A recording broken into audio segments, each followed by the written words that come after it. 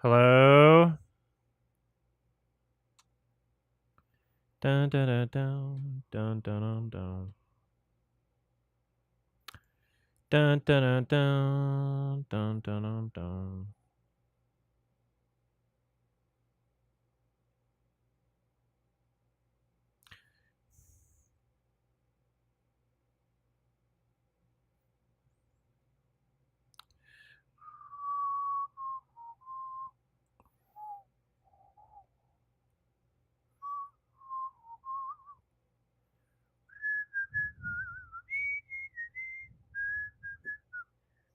Hello? Hello? Hi. Hello. Hello. Hi, how's everybody? Hello. Well, Hold on. doing all right? Oi. Hello. Hi. How's everyone? Doing good. Saw Furiosa yesterday. Same. Me too. I don't know if you got my Telegram message, but Morgan Spurlock is dead. Yeah. Does anybody know how? Cancer. Oh, shit. That's really Wasn't there too like bad. it's unfortunate that he died, but wasn't there like a controversy with Super Size Me where like the whole him being like getting sick from McDonald's, like turns out he was like an alcoholic or something like that. Oh, Yeah. they were never able to replicate the test results. Yeah, he was And interesting. science, He made like in an entertaining movie out of something, but like the premise is just so flawed. Had to be the next Michael Moore, but his next one didn't follow up afterwards. a hard rule of science is that if the results can't be recreated, then it should be like disregarded. Yeah. I I think I can make my Madam sad he's gone. Web Part 2 public. It's so bizarre because he was like the subject of one of my oldest highlights. I think like the second highlight I ever made was about Morgan Spurlock. Yeah, he did a sequel to Super Size Me called Super Size Me 2 Holy Chicken. I never saw it, but yeah, like nobody watched it. He had a lot of things that he made after, like he made so many things after Super Size Me, but I only watched like the first couple after that, and they were so boring and nothing that like I just wound up being disinterested in whatever he was doing after a certain point. He also directed a One Direction documentary, if you could believe it, which is kind of crazy from the guy who made Super Size Me and the one who made the Where in the World is Osama Bin Laden. Yeah, that was a boring, pointless movie. The only one I've seen is Super Size Me, so I don't know how his other ones are, but I don't think they're worth checking out from what I've been told. They're really not. Super Size Me is like the only interesting one, but now I'm kind of curious about watching it like retrospectively.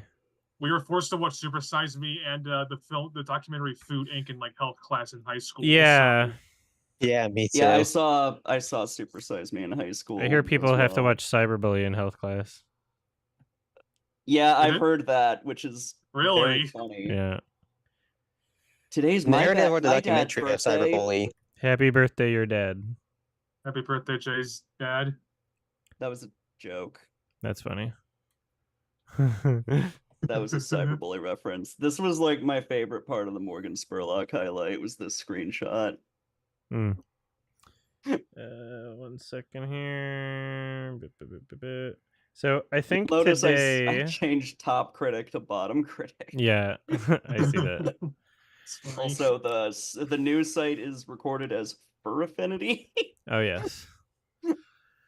I think today I'm gonna after the hangout, we'll do a watch along for Ed Wood and maybe Plan 9. And I like Ed Wood. Yeah. I would. Which one should I watch first? I don't think it really we should watch Plan 9 first, just to give it context about it. Yeah. Glenn or Glenda. I think Plan 9 first makes sense. Because part of Ed Wood is like showing the filming of Plan 9. Not the real filming, but like a recreation of the filming of Plan 9. Yeah. And if I remember correctly, they recreate movie clips instead of doing like the disaster artist thing. Oh, weird. That's funny. Hello. Yeah, if you ever want to watch Glenn or Glenda, it gives you context about who the director is before he went to Plan 9. If I want to watch what? Glenn or Glenda. It was this movie, this really bad movie by Ed Wood where he plays like a trans woman, basically. Oh god. Is that like better context than just watching Plan 9? Because I don't have a lot of time to watch everything. It'll come up Glenn in is like an hour or less, right? It'll come up in the movie, but it's like highly speculated that Ed Wood was like a closet trans woman. Mm-hmm. He really liked cross-dressing. A real Steven Crowder. True. Yeah, except without the abusing the pregnant wife part. Right. He just drank himself to death. Not paying his workers properly, stuff like that. He was a bad director, for sure.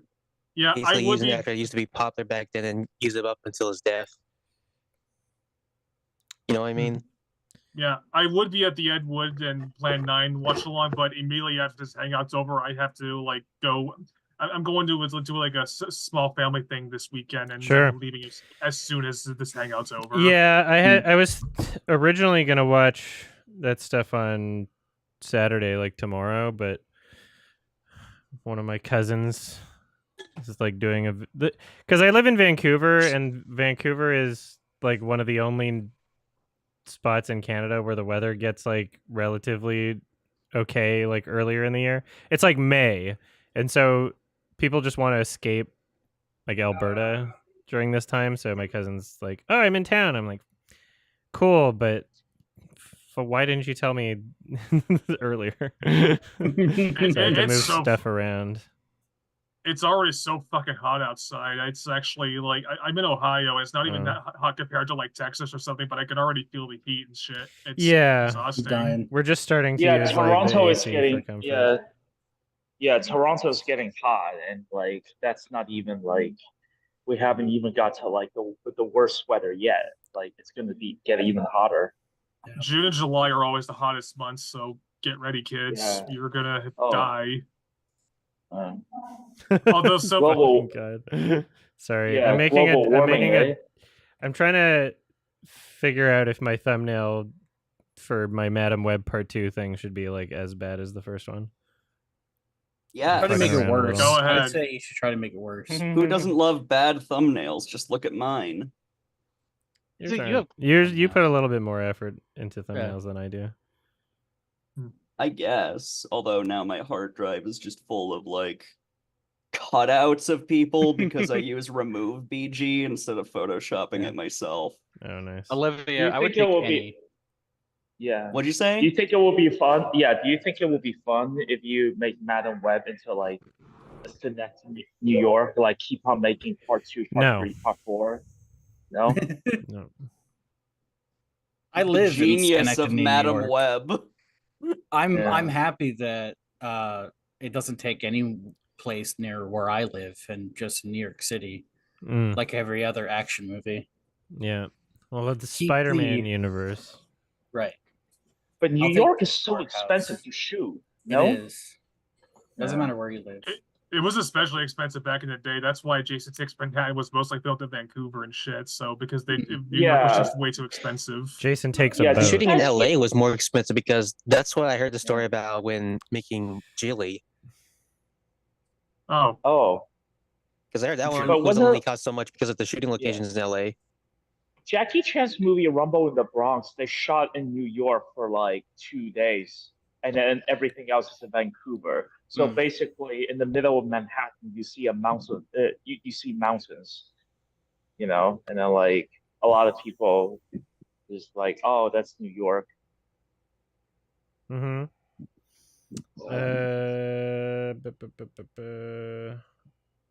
I mean, in the early Safdie Brother films, they usually shoot in some parts of New York, but because they were so low budget, they managed to get away with its guerrilla filmmaking. Yeah, you can shoot it anywhere for free if you're just sneaky enough about it. Tokyo Drift was completely shot guerrilla style, and they hired some random dude to just pretend to be the director. So he spent 2 days in jail in Tokyo, and just like they were able to shoot the movie. And there's the what? No, sorry. Did the director go to jail?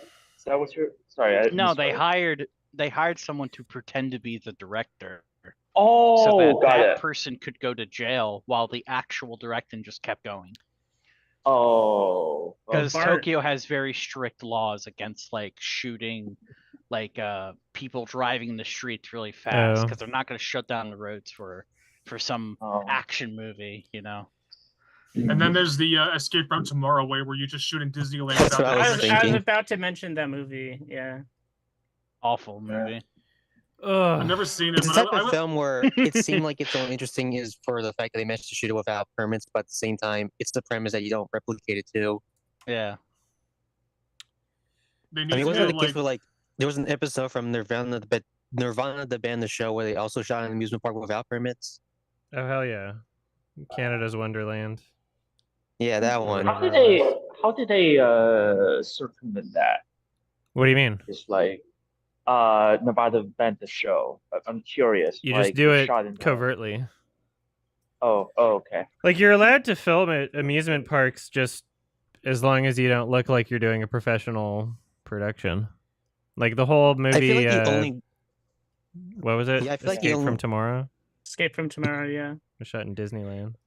I feel like the only way to get away with filming in an amusement park is if you say, "Oh, this is for like a family video," or "This is for like some random blog that you're doing." Or if you're like a sponsored YouTuber, like I know that like for a lot of Disney YouTubers, they get sponsored to like promote Disney products. Like, oh, we're going on the Star Wars ride. This video is sponsored by Disney. But I mean, like a lot of people will vlog their own experience. I don't think that they crack down on that. Like even if you're not sponsored at Disneyland, I think you're allowed to like walk around with your phone. Yeah. Yeah. I'm editing the like Vegas shit today, by the way. Working on the Heart Attack Grill highlight. Did my best to censor Cat BF. Thank you. Heart Attack Grill is fucked. It's hilarious. That's funny. I get one thing I get. Oh, go ahead. Do I need to censor? What? Go ahead. I was gonna say you should replace Cat BF with CGI like costume Michael Myers as Cat in the Hat. I just put scenes of Michael Myers. Yeah. Michael Myers as Cat in the Hat. Yes. Mike Myers. Michael. No. Michael Myers. Michael Myers. I'm always right. But no, I was gonna ask.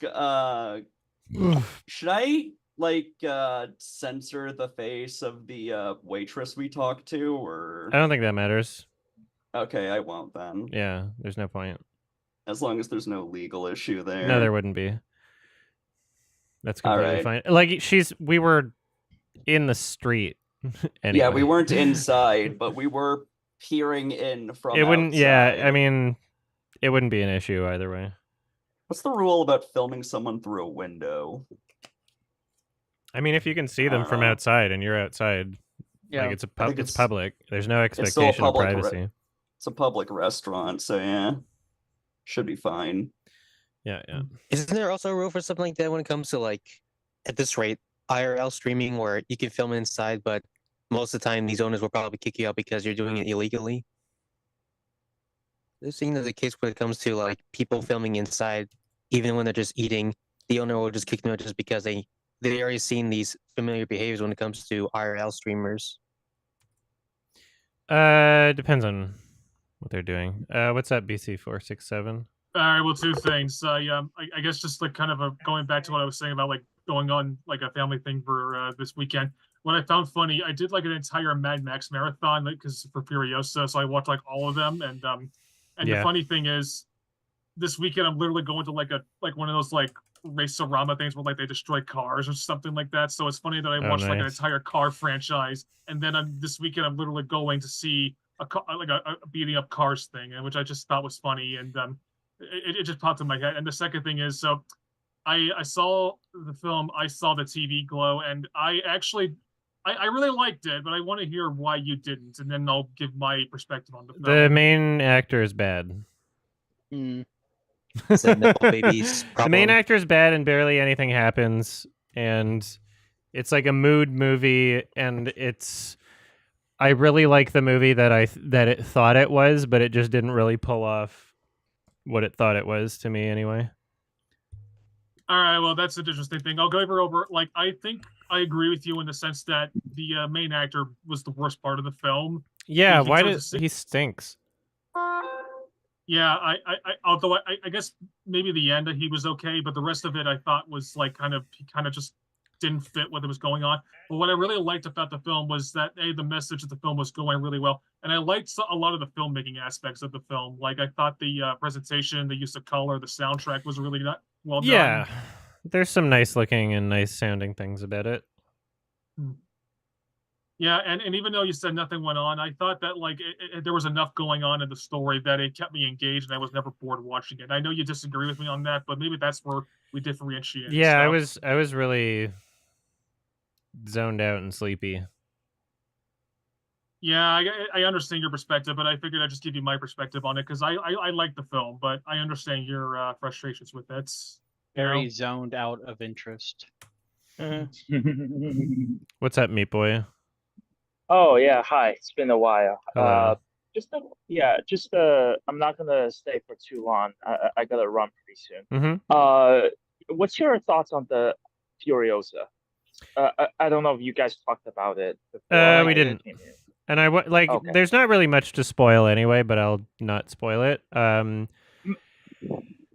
It's too long. It's long, yeah. There's no reason why it should be 2.5 hours long. Yeah. It could shave like 45 minutes off. And oddly enough, like even though Anya Taylor-Joy is on like the poster, like they focus on like a much younger version of the character for the first like hour. Looks like Daisy Ridley for some reason. I thought the kid was actually great, and that was much more interesting. And as soon as Anya Taylor-Joy showed up, it just got a lot worse. And it's not because of her. It's not like she did a bad job. It's just like the nature of what the story turned into and what they were doing artistically. I think that everything that I disliked about Fury Road was improved. It had like better characterization, and it was more, the characters were more properly developed, which I really liked, and there was more of a reason to care about what was going on with the characters. And also there was none of that, from what I remember anyway. There wasn't really much of that like weird audio mixing where people were whispering inside like a loud truck. That was an issue I had with the Fury Road. And then also Fury Road had some like really weird soundtrack choices where it was trying to be like way too epic. Or like dramatically emotionally epic, whereas I felt like every soundtrack choice in Furiosa was really appropriate. And so that was nice. But then the downside is it's too long, and when you're comparing the huge like car action scenes, you really do lose a lot when things aren't done as practically as Fury Road. So that was kind of like there's an entire like huge long like action sequence in the middle of the movie that felt like I was kind of just watching like a Wachowski film. And so that was kind of disappointing, especially like, and there's no way you cannot compare it. Of course. And sorry. Yeah, there's some things that they did with those special effects that were not practical, but were still very impressive. But like that fight scene in that action scene in the middle of the movie was just like, what the fuck is going on? Sort of like just really bizarre choices, and didn't work. Something I also filmed during the pandemic because that happened before with that recent Mission Impossible movie where you could tell everything is visually odd just because of the bad timing that they had to work with. I don't know if that's related to the pandemic. I'm actually pretty sure. Well, Yeah, sorry. Okay, well, I was going to say, I'm pretty sure part of the reason why they went more CG for Furiosa is the fact that like every actor who worked on Fury Road hated filming in the desert because of just how hot it was. I'm sure, yeah, it was difficult, but like that's part of what made the Fury Road so great. And I like the strong parts about Furiosa. I absolutely love. It has a lot of really great things going for it. And I was debating between like a high 6 and a low 7, but did you like Chris Hemsworth? He was great. Yeah, he was a great screen presence. It was nice seeing him as something other than Thor for once. Yeah, exactly. That was a refreshing. Well, to but see he him is play a character. but he has the imagery of like the classic Nordic version of Thor, right? Like riding the chariots and now like the big cloak. The imagery was there. But I'm kind of curious. Maybe what's kind of interesting was I was watching it yesterday, and I was talking to someone, and they say like something they really liked about Furiosa was like the editing was a less vapid than the Fury Road. Oh yeah, it was like they didn't even do like the low frame rate thing, which was kind of interesting. Yeah. Which is kind of interesting because you mentioned the CG was really distracting. But do you think there's like a compensation between because most of it was shot in practically for the Fury Road. So there's a lot of cutting, to compensate with some of the flaws with the practical. So when they have CG, they can do longer takes. Do you feel like it's like a trade-off? I think it was just going for something entirely different, like tonally. Yeah. I think that it's just like a completely different vibe. I do like the fact that it didn't try to replicate Fury Road again. I'm glad that it tried to do its own thing because if trying to replicate Fury Road would have been a huge mistake. So going for its own thing was definitely the best choice to go with this. Especially if you're not doing it practically. But one thing I'm pretty sure the reason why they went with this direction is because, well, I don't know, after what happened with 2015's Fury Road, I guess they didn't want to make people angry about working in the sun again, or probably even more injuries when doing practical stunt work, especially when Fury Road had a lot of stunt work with cars. Yeah, that's true. There was I heard there were some. Sorry, I just very quickly. I heard there's some bad injuries involved with Fury Road. I don't know. Maybe it's things I heard from, but I don't know. I have no idea. I assume it's involved jumping off the cars or maybe getting crashed into cars. I mean, there were some stunts in Fury Road where they almost if it didn't go right, the actors would have fucking died. But there was a thing in Fury. There's a minor spoiler in Fury Road that bothered me, but it's very very minor. But there's a scene in the movie where there's a noticeable digital zoom that took me out of the film. I don't know if anybody else noticed Fury Road. No, in Furiosa. There was Was it with Chris Hemsworth? No, it was it's a scene where Chris Hemsworth and his guys appear at the Citadel where Remote Joe is, and there's a zoom that you could see. I didn't notice that. Maybe it was just me that noticed it. I don't know, maybe know why, but I was also that really distracted me. But it didn't happen. It only happened once. That's the weird thing. It didn't happen for the rest of the movie. The rest of the movie, when it wasn't CG, it looked fantastic. I think I know what you're talking about. I think that also kind of I think so. Yeah, it took me out of the movie a little bit. Yeah, I think I know where you're going. Something, Adam, and rest of you, I don't know what's your take on this, but I feel like there's certain elements of a Furiosa that was way more gruesome than Fury Road.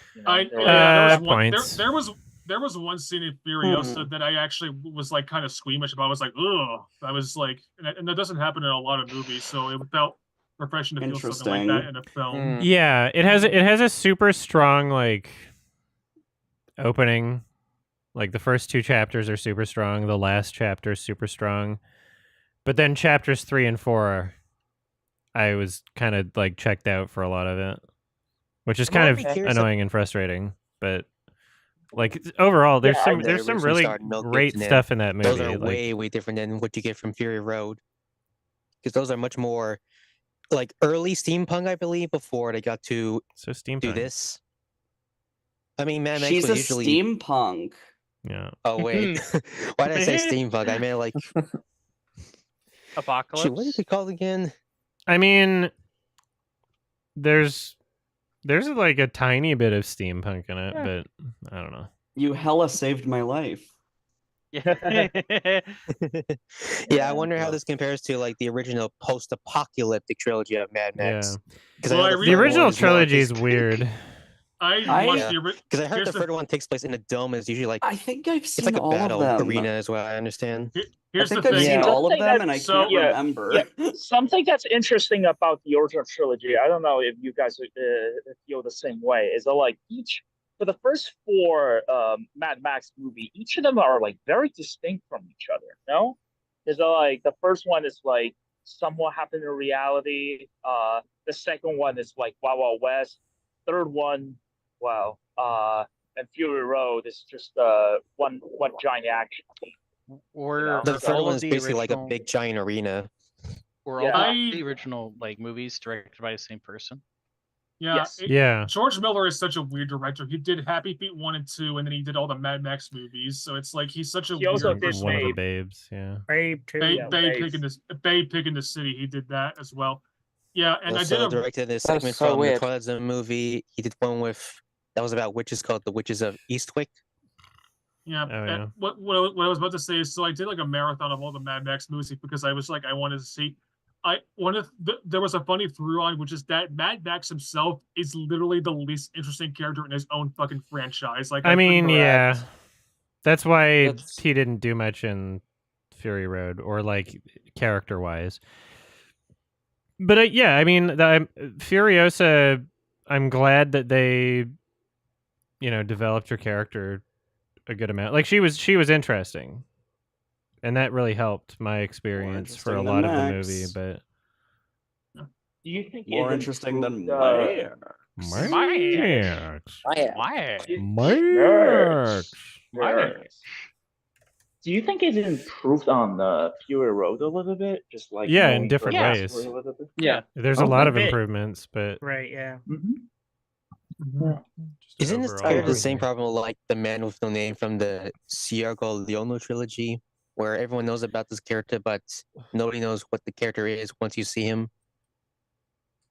I don't know. There's a lot of things that just decide you're gonna have like stoic man do a thing. Yeah. Mm-hmm. I made some meatballs. Spaghetti and nice. meatballs. I love Olivia's playing just like the card poker rogue roguelike game. Yeah. Balatro. Balatro. There's I saw on Twitter there's like a pool It's ball fun. roguelike coming out next week called like Slay and Play. There's like a pool ball roguelike game coming out on Steam next week called like Slay and Play. I saw on Twitter that looked interesting. Nine Souls is coming out soon. That was the game that was in the free bait video. Yeah, that I just gave understood at the game. title when you said it now. Oh. There's this Nine upcoming Souls. show that I'm not sure if anyone's aware of, but apparently this I'm new show is excited. from one of the cleanup artists who did one of Minnie Medrano's shows, Hell of a Boss and Hazbin Hotel. I'm not sure if you can find it, but I saw it from a Twitter thread, and when I saw it, I was like, oh, this could be interesting. But at the same time, it looks to be one of those like one of those Seinfeld sitcoms where it's usually about these people dealing with these conventional problems that we relate to, but in animation form. Kramer, I'm a furry. I'm a furry, Kramer. Meat Boy, is your hand Is there still a... up? Yeah, For- sorry, my bad. I should lower it, but like just one last question. Sure. Is there any good furry documentary? Just curious. There's that one you the watched fandom on was good. stream. Oh yeah, I remember watching it and thinking it was pretty good. Yeah, Even and if it then looks like any other documentary you would see on YouTube. There was one called Persona, right? Personas was good, but like it was I liked that one and where it like eventually wound up. But it was kind of one of those movies where it's like you could kind of tell that they were figuring it out as they were going along, and it was like finding itself, and maybe they should have re-edited the first like 20 or 30 minutes once they did find themselves. That happens. Yeah. Yeah, sorry, I gotta go. But thank you guys. Later. It's been Have a fun. Later. Take care. Bye, Great job. Have a nice day. Bye. Bye. Bye. Yeah, take care. What about the Crumb documentary? Does that also have like some aspect when it comes to like the Fritz and the Cats making? What documentary? Crumb. Would you I've also never count him as seen a it. furry documentary because he's the one who did the Fritz the Cat's comics? I had no idea that. Yeah, I'm. Are you sure it's Fritz the Cat, not like Felix the Cat? No, it's Fritz the Cat. Yeah, you're right. Yeah. I had no idea there was comics of Fritz the Cat. Yeah, that was before it got turned into Ralph Bakshi's Fritz the Cat's movie. Okay. Ralph Bakshi. Yeah, I haven't seen Crumb yet. I need to know, is there like a Ralph Bakshi documentary that exists? Because you could definitely make an interesting documentary about that guy. I'd be very curious, because the first FurryCon I went to, I met this guy who was like weirdly knowledgeable about like animation, and someone brought up Vivzy Pop controversies, and he's like, well, Viv isn't as bad as Ralph Bakshi, I'll tell you that. And I found that very interesting, so I would love a documentary on that. Yeah. I mean, there are a few Brony documentaries from what I've heard. Yeah, of course. Yeah, of course. Back in the day, I don't know. Of course. Yeah. Oh yeah. Speaking of animation documentaries, I saw this documentary about the making of Food Fight called Rotten. Oh yeah, I was planning on watching that. That was pretty interesting, even though it definitely felt like it was like a first-time documentary maker who's trying to use all the videos that it can, and even the audio mixing seemed a little off. But let's just say the story makes up to it if you were to watch it. It's only like an hour or less. So it's like it's similar to how like the Boogie documentary was made by like a first-time person, and so like they still need experience, but the story is interesting enough that it carries it. It's more like they got some interviews of the people who were involved with the Food Fight production, but there's no like some person shooting a camera with the subject matter and, rambling about the interviews or what they want to get from the subject. I can't stand a Boogie. Yeah. Fell off. I think Mike Klum is making a follow-up to the Boogie documentary about EDP 445. That's a weird one. And wait. Is the documentary going to be called Cupcakes? Please. That would be probably incredible. be around, I don't know, July is my guess, because it seemed like it's going to be released in the summer, if it's almost finished. So I guess that's what he's going to do now. He's just going to spend time with the locals and essentially make like. I mean, yeah, why not? There's a lot of to exploit from that. Yeah. I want to see Mike Klum interviewing Daniel Larson while he's in jail. I want to see him getting access to the prison cells and probably do like one of those generic crime documentaries where they just got him to sit in the chair while trying to be in sentence. Can we get a Wings of Redemption documentary called Look, Listen? Who knows? Yeah, there's a market for just making a documentary about weird characters on the internet. I mean, yeah, there's a reason why that one Chris Chan doc has been going on forever. Yeah. I feel like that one's like even too comprehensive, because I just after watching the first like however many parts, I was like, I don't really care. It got exhausting after a while. There's a lot. Not to mention, most of the documentaries just him reading back text messages from Twitter, which at this point gets a little old and a little derivative. He just reads up the quickie, the website dedicated entirely to him. Yeah. No, he looks back at like all Christian tweets that he did, and he just tries to read them out just to spat out of the audience as much as he pads out the long history around Christian. Yeah, a lot of the stuff around Chris is kind of miscellaneous. There's a reason why there's like one wiki page about him, I think. I mean, like there's another site that like has just one page. I don't know, Encyclopedia Dramatica, I think.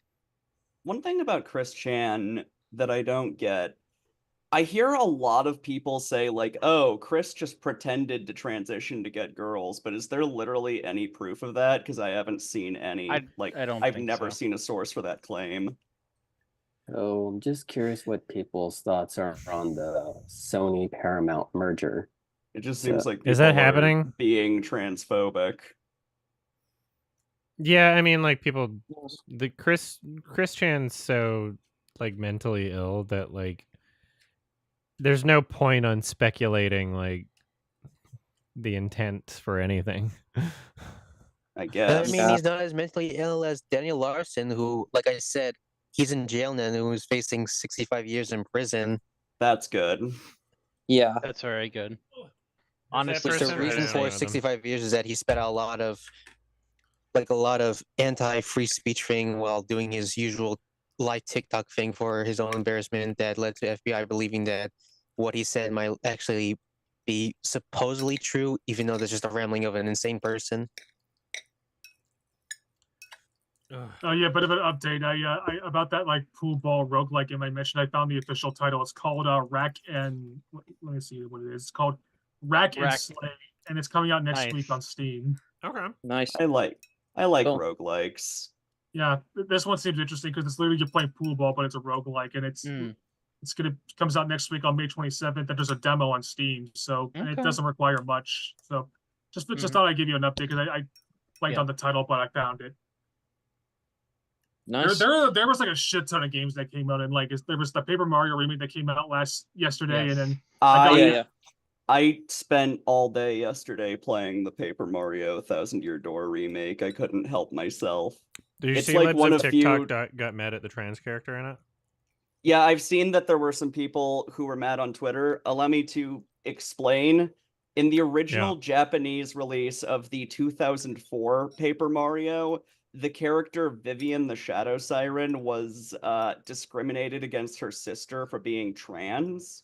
Her sister would constantly say, like, you're a man or whatever, and, like, mock her.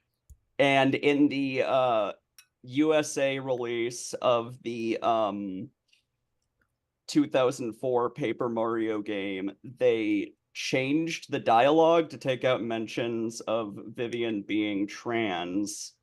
And then in the remake, they went back to the original Japanese dialogue.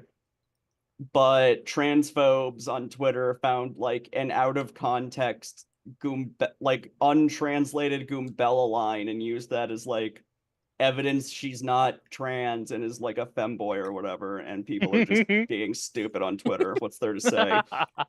Oh my gosh. I'm actually very happy they fixed it and had it actually acknowledge she's trans. I think that's just a good improvement. It is. Well, it's like anti-censorship then, right? Because I agree, but they think it's pro-censorship because it's woke. No. Paper woke you the 1,000 pronouns. I fucking love the 1000-Year Door. It's like one of the few childhood nostalgic things that I look back on, and it still holds up for me. For me, my brother. Go ahead. It's so like fucked up in parts too. Very. It wasn't afraid to go to dark places. For me, my brother, we didn't have like, obviously shows or stuff on demand to watch. So that was our like way to like enjoy this super long story that we were just like having a blast with. And even though it was only one player, each of us were just sitting there just being like, no, you should use the gigantic hammer, and like that's gonna be the perfect spot, and just whack them all at the same time. It's just I played so many games, and Outer Wilds is still considerably my favorite game of all time, but it definitely gets up there on the top 10 for me. The only downside, like one of the best games. If there's one thing about the Paper Mario remake I don't like, though, they absolutely neutered the hammer sound effect. It used to be a really satisfying thwomp, and now it's just like whoa. And now it's like I don't know why the fuck they did that. Weird. They're like a trademark problem when it comes to sound effects, because maybe they also problem when it comes to like they also took out a really the screaming sound came from like an audio clip from a movie. They took out another really funny sound effect, like when an audience member gets attacked, they usually run away and make this really hilarious scream sound, like ah. But they took it out, and I do not know why. It's an absolute shame. So could you do that again, because your audio kind of peaked in? Ah. Like Sorry if I feel a little out of it today. I'm just kind of like I'm sorry, Adam. I've got like stomach issues. Sorry to hear it, Adam. Sucks. Same here. My esophagus got very badly burned by stomach acid recently. And it still sucks. Is it heartburns you're having? Reflex? It's called GERD. That's fun. I don't remember what the acronym is for, but like stomach acid got regurgitated into my esophagus and burned it. Shit. Which is not fun, I'll tell you that. Doesn't sound like fun. It's the worst pain I've been in for like a while, but I am getting better. Like this is actually somehow worse than when I had COVID. David with the super chat. Have I ever seen Eurovision Song Contest? The answer is no, and I don't think I ever will. It looks bad.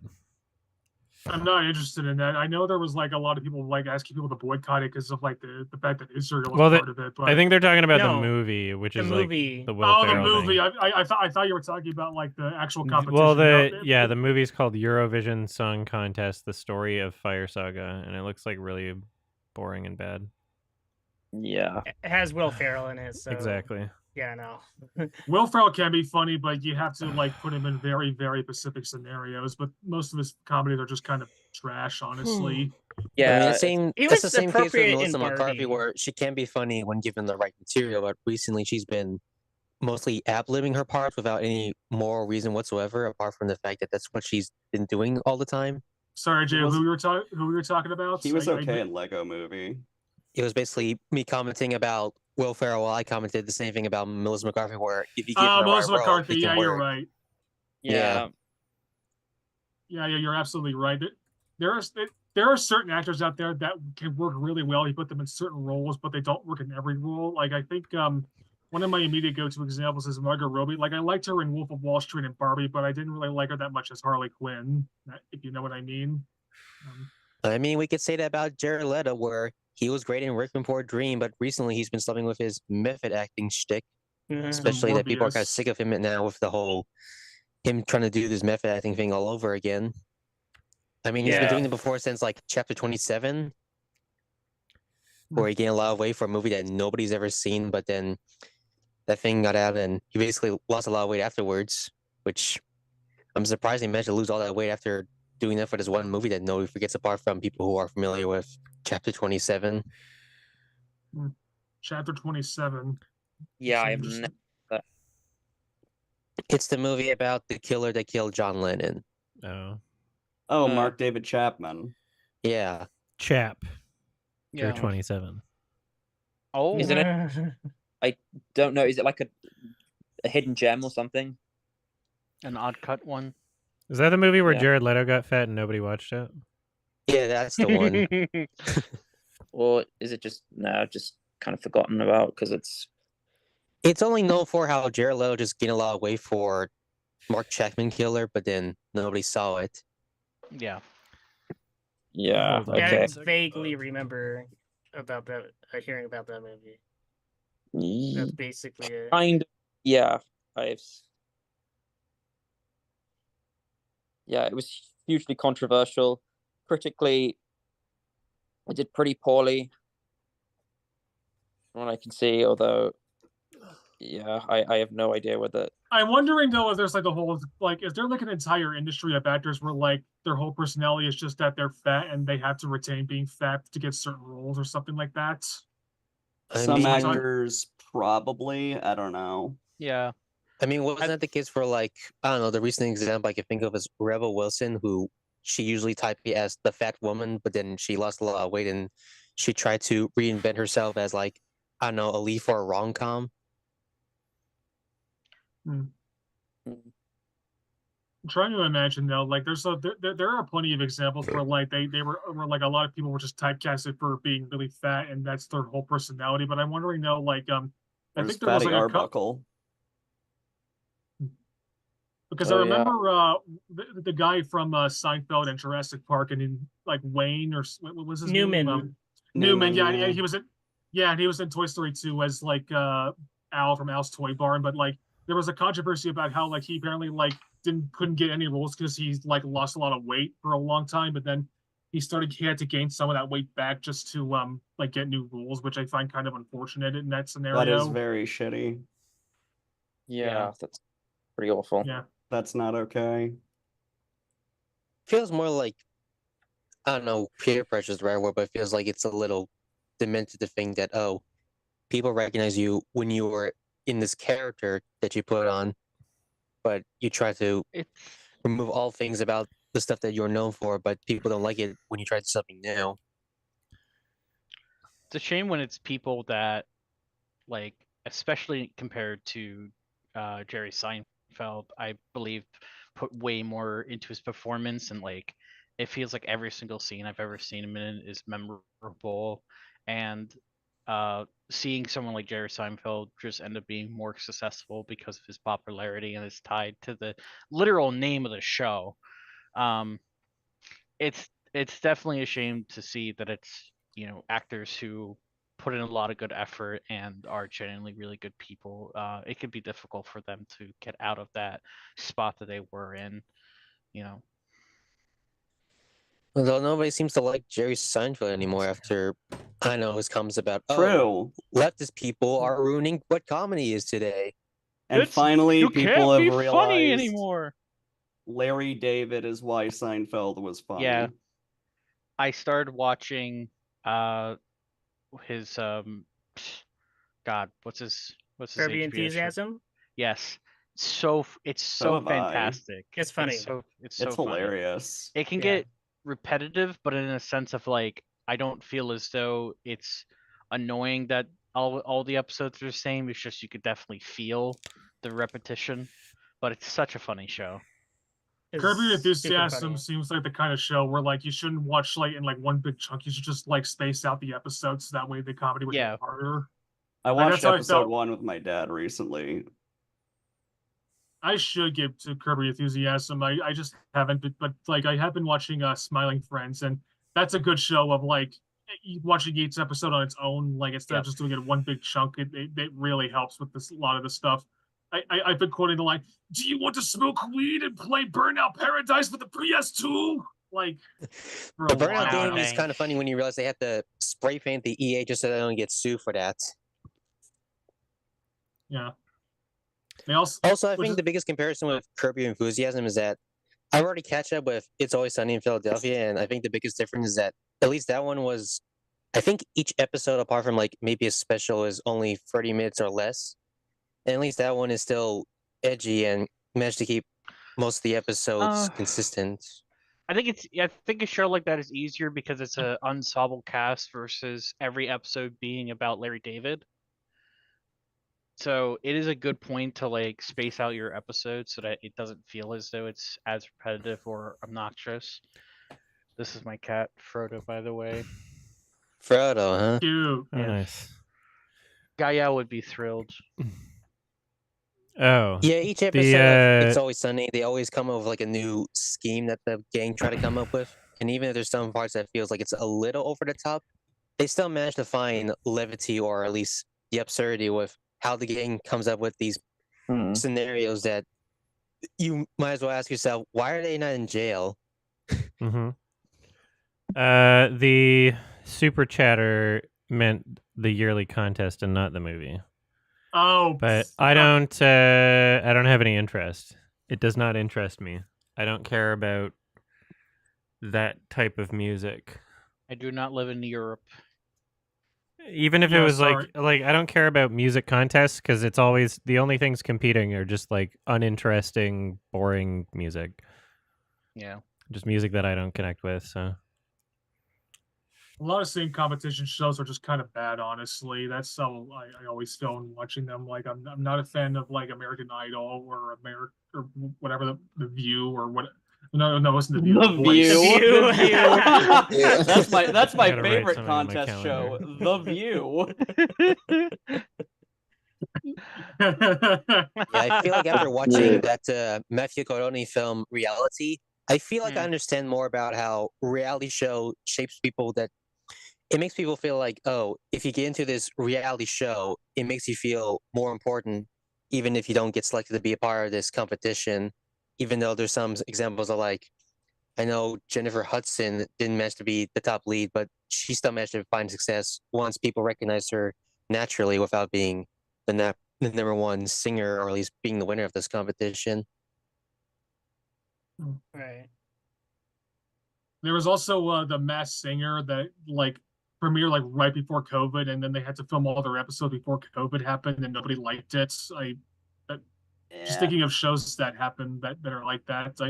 I think most competition shows are just kind of garbage anyways, so like maybe it's just a personal thing, but they all feel so fucking fake.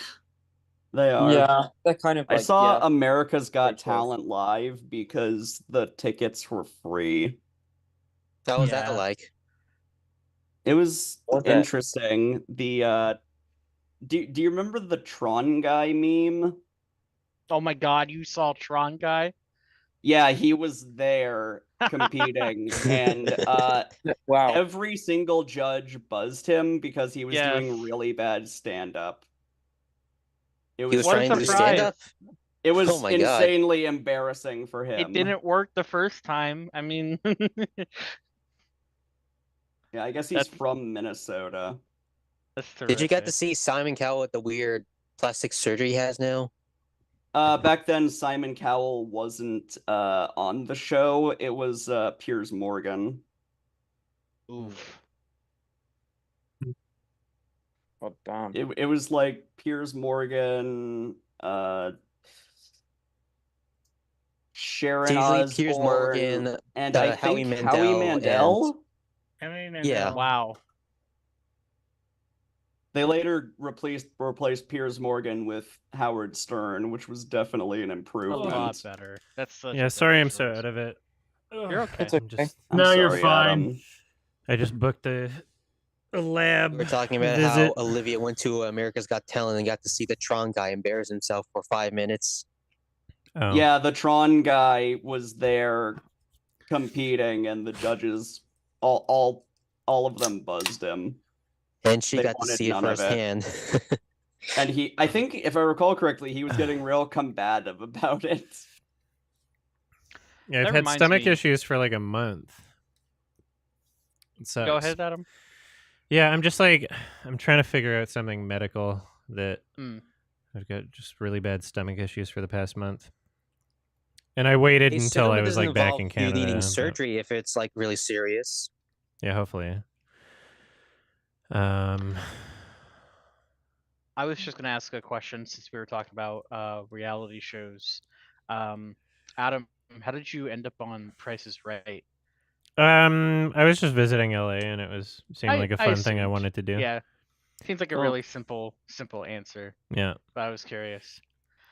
I also Yeah, I just mentioned the applied. movie Reality from Matte Caroni, and now I mentioned how that seems to be more like a point and talk view about how when you're in a reality show, they might influence you in a bad way because you think you're more empowered than you think you are, even if you're not a winner. Mm-hmm. Well, they have like legal rights within the editing process to portray you in any way they want. Oh yeah, that Yeah. too. We Which I got a think is winner. also the case with the curse. Mm. Yeah. I fucking Requiem for a Dream is a movie that I could just watch a million times. I love it. It's so intense. It's fucking Great. terrifying. Yeah. Awesome, yeah. I feel that way with No Country for Old Men. It's I actually I mean, that's a great one, watched too. Requiem for a Dream because of the fucking song that's in like all the trailers and shit. Yeah. Lux Eterna. Because it was like the coolest song ever when I was like a fucking teenager. And then I watched the actual movie and I'm like, oh, this is sad, but very good. Mhm. I think that might have been like my first time seeking out like a kind of artsy-ish film. And then my dog died halfway through the movie, so that shit. wasn't great. Oh, that's even more That's- depressing. Yeah. That's- It's like that film has Yeah. powers or something. Really sad. Are you saying the film killed my dog? Possibly. Jerry Leto did. Very sorry, but like Jerry Leto wanted a really good Yeah, that's Like, what happened. review yeah, from you you. gotta be careful that She saw the movie and was so sad. See, Yeah. a lot of people assumed that Jerry Leto was doing like method acting later in his career. It was really early.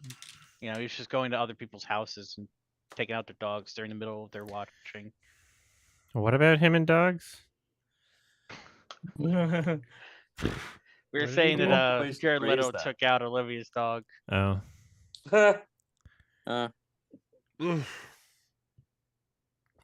yeah, You go to Jared Leto, like that girl in Faithful Findings, the way she approached the mother and said, "You killed him." You killed him. Killed him. Still funny. That's a classic. His car full of holes. I love no. Neil Breen Bullet. movies. That is like the most quotable, like, Yeah, it is. Neil Breen I love film. quoting that line. How can you do it? How could you have committed suicide? I'm I kinda feeling wanna live less hungry. stable. I can't wait for dinner. I can't wait. There is another girl. No, It's a magical that is day. not true. Yeah.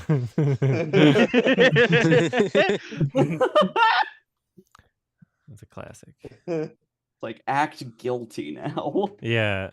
I love it's the subtlety of it. He's so precious. I love him. He says his next movie will be unlike his other films, but I just don't know what that means. Yeah, he always says that. He says that a lot. That's not the first time every he says other it. movie. It will be unlike believe him the every time. previous films. We look forward to it regardless. I guess It you will could be say that a was the case based for like. movie. I guess you could say that's the case for like all of his like now green screen shit. They're certainly different. Yeah. I don't know why, but I'm just anticipating if he'll release like his own disaster artist where Neil Breen writes his own memoir about how he got from being an investor to just making films. No, he's too mysterious. And he unlike Tommy Wiseau, he refuses to be like in on the joke. Or It's like kinda he the refuses space, to try to be. It's like the space jockey in Alien. That's better off as a mystery rather than acknowledging that it was a suit in Prometheus. Neil Breen Neil Breen released like a 5.5 hour long documentary and said like nothing about his process. Wasn't 20% of it just videos from his other movies? Yeah, he would just show the same clips over and over again, and he'd be like, some people ask me what my inspirations are. I'm not going to tell.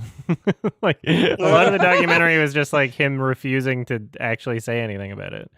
And just like the whole thing was just like, I'm a filmmaker and I do these things and I made the movie. Hey, so what's something funny about the documentary is that what's with those baby heads in the desert? Well, it's kind of up to your interpretation. Yeah, exactly. Why are you booing me? I'm right. Yeah, funny thing about Neil Breen in the documentary, you'd see like still photos from when he was making Double Down, and you could tell there was like a full crew. But when you look at his recent film, there's only like 3 people involved. I think that was like a COVID movie, though. I think the reason it was green screen is 'cause of COVID. Tay the Tortured Crossing. I was talking about. Oh really? Yeah, I'm talking about the one before he made. Oh, Tay the Twisted Tortured Pair? Crossing. Twisted Pair. Twisted Pair is one of his best. Like a drastic difference between Double Down having a full crew with Twisted Pair having just 5 people involved is kind of hilarious when you think about it. Well, I mean, if he decided that he didn't need them to make his movies, then Still great. want to solve the mystery behind Adam's Blu-ray of Fateful Findings. Where the fuck? Like, it was licensed to a particular company for a short period of time. Is I think what happened. Interesting. Yeah, it was So on it's not like an Amazon, illegal copy then. Yeah.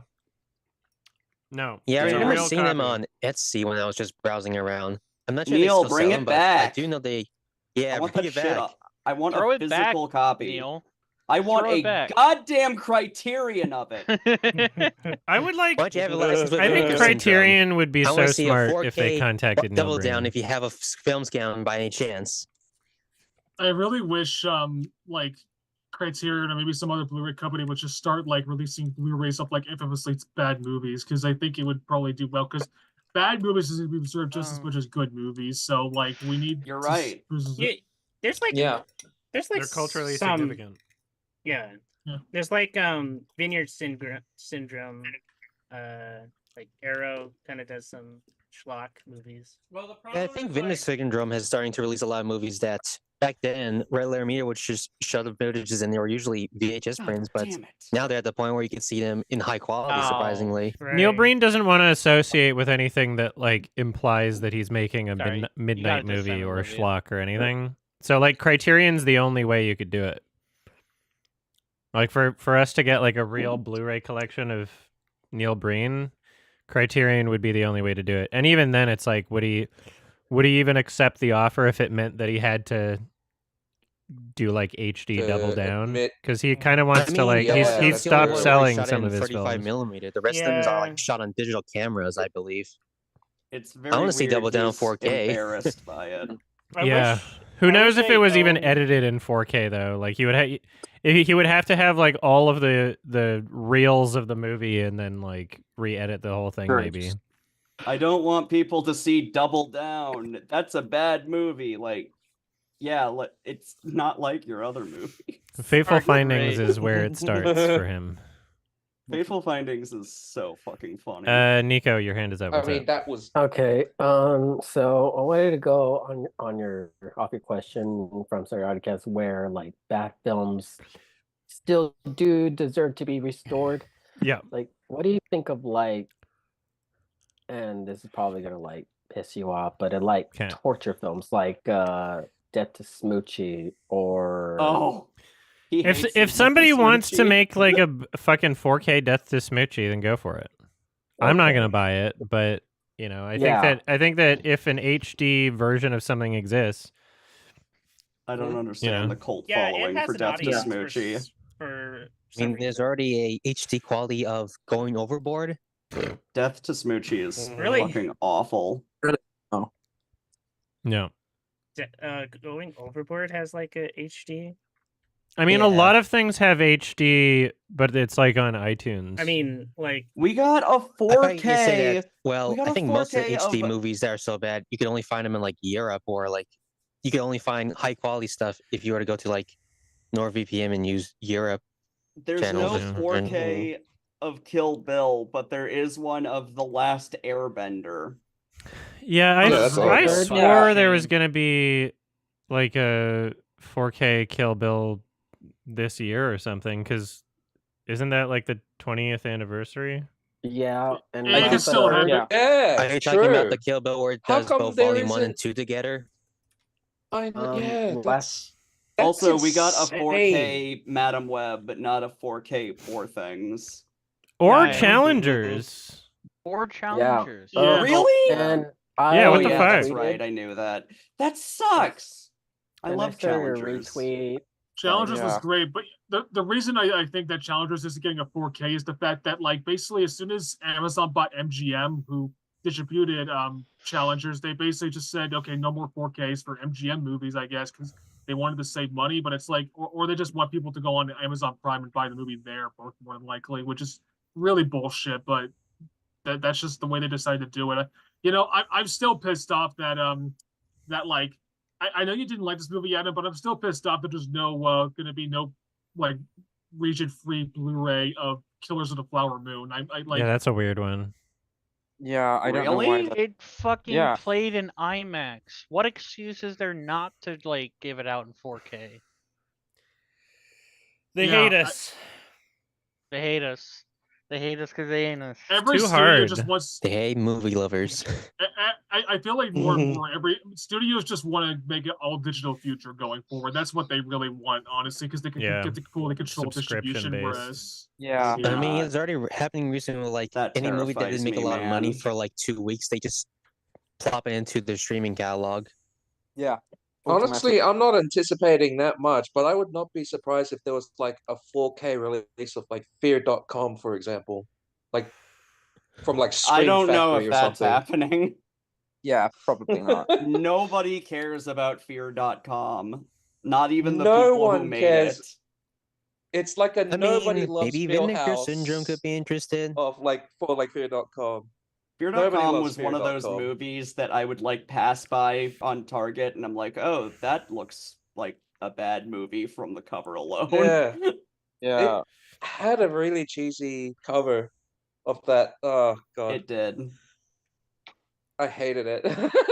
Fear.com.com.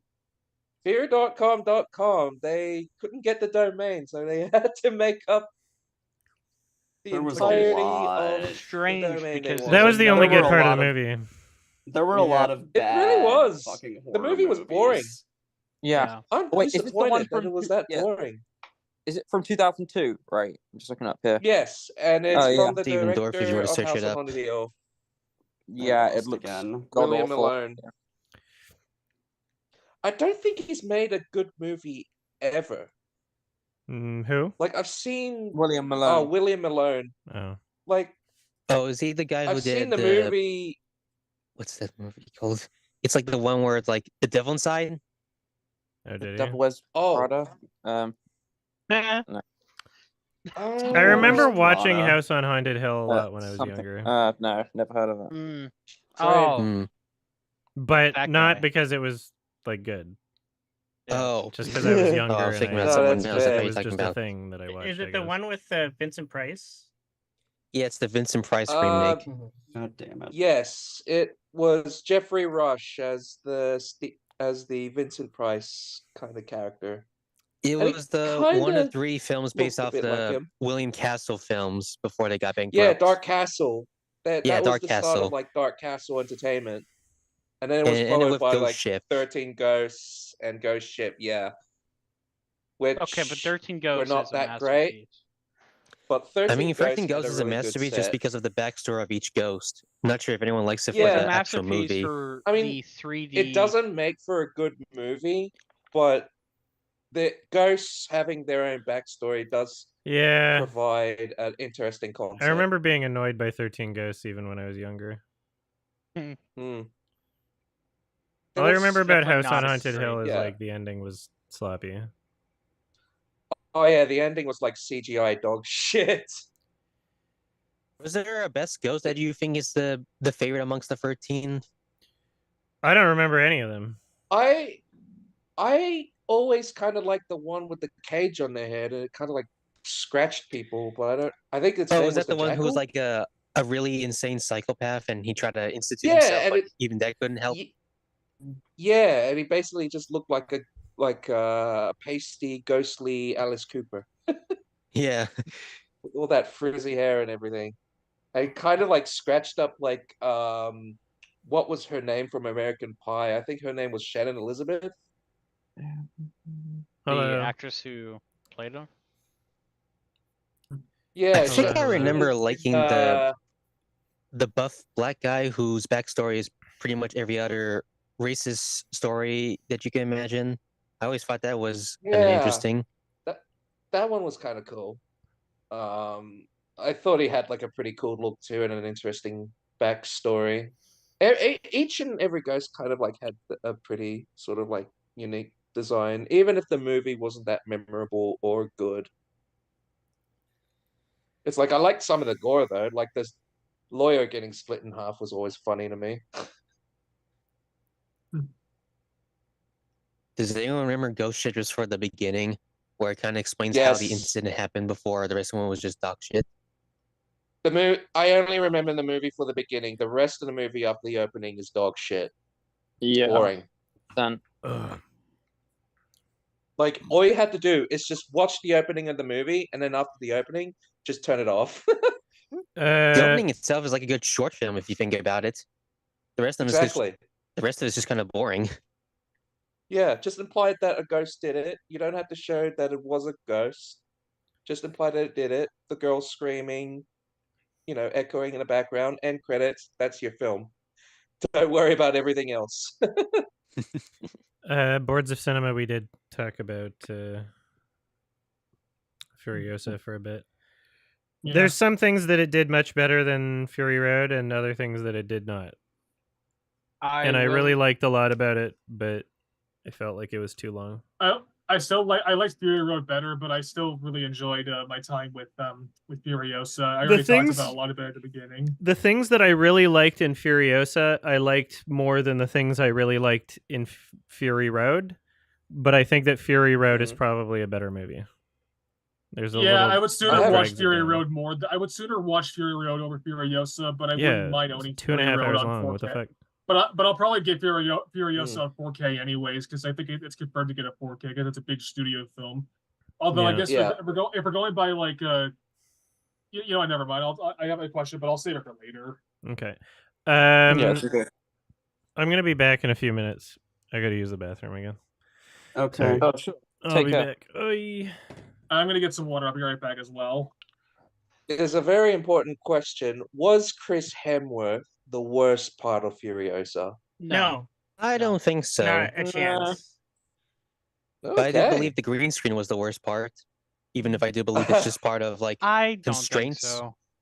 I don't think so. Well, when there's some parts that feels like it was done on the green screen, it was definitely noticeable. When it isn't, it definitely seemed like it was just part of this background or whatnot. I mean, I'm pretty sure Fury Road was like, it had like moments of green screen, but it was like hardly. I think it had nearly a lot of green screen, but it was hardly noticeable. I think because they had a bit more time to kind of process and polish all that in like post production. Yeah, because I was thinking about like if you look at the difference between how much he shot for Mad Max Fury Road versus how much he shot for Furiosa. Exactly. I think most of it might have to do with the fact that he takes his time with polishing and maybe make sure everything is correct to what he needs. Yeah, and every time you hear like everything in Fury Road is very practical, you have to be careful and take that with a fucking grain of salt because that's always likely to not be true. It's like the same thing with like Top Gun Maverick. It was like, oh, all the plane shots are like practical and not CG. When in actuality, and he got nominated for visual effects, which kind of defeats the purpose. Yeah, it kind of does. It doesn't make you think about it, but it doesn't mean that there isn't like, you know, a questionable element in those like sort of claims. I mean, it's the same case for like every action movie where after John Wick, every film or every filmmaker saying, "Oh, what you're seeing here is practical stunt work," even though at some point you could see scenes that everything is added up with CGI just so it makes sense for the final product. Yeah. And you know, I'm taking like Fede Alvarez's like claims that nearly most of Alien Romulus is like practical with like a grain of salt because he did the same thing with Evil Dead 2013. There was like CGI in that film, with like the opening especially. And I mean, it's the same thing that happened with the Thing prequel where they had practical effects, but they got ruined with CGI. Yeah, it got ruined with a lot of CGI. And that prompted the people, I think it was like ADI, to do like a kickstart and basically like make a film in response to that. That was like Harbinger Down, which was not very good. Wasn't a good movie at all. But I admire the craft and the attempt at a response to basically say fuck you to the studios and make a practical effect movie with all their talent, and I think some of like the practical effects rejected in the Thing prequel, even if the movie is not that good. I mean, it's the same thing what happened. Like people were responding hard with the Sonic the Hedgehog movie when the original design was so god awful that people were trying to say, why did you decide with this decision? And eventually the studio decided to redesign it for better or worse, which not only did the Sonic made it better, but for worse, it kind of closed down the company that were responsible for it. I kind of remember hearing about that. When did the company close up? Was it before or after the movie came out? It was before. It was like 2 months before the film came out. So like that's I think it was closed down before Christmas, I believe. Yeah, this was after the redesign, right? Yeah. It was. Although there is some misinformation surrounding that. Is that the studio that redesigned did close, but I think it wasn't just because of the redesign. It was because like they were just it was because of some like shitty cost cutting measure bullshit that they were going through with the company. That sounds like a bit more legit rather than just saying, oh, it's because they did like a bad, like worst Sonic design ever made, when that could have been other measures that made the company like close up. You know, never believe anything you read on or see on the internet. Especially now with AI search results. Now we have the whole blue on pizza discourse that's been happening. Oh yeah. Did you hear about the Skiddy Biden thing? Oh my god. A lot of people that was so terrible. What was going on there? Why? I don't know. I guess Stephen Colbert heard about the Skibidi toilet thing and decided to apply with his political jokes, which at this point feels like it's a little off topic.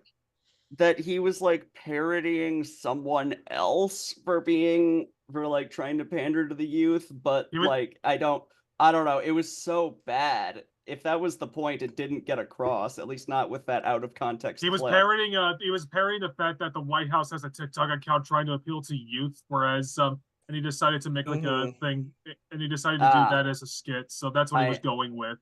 I still hate it. Yeah, it's still shit. It's very bad.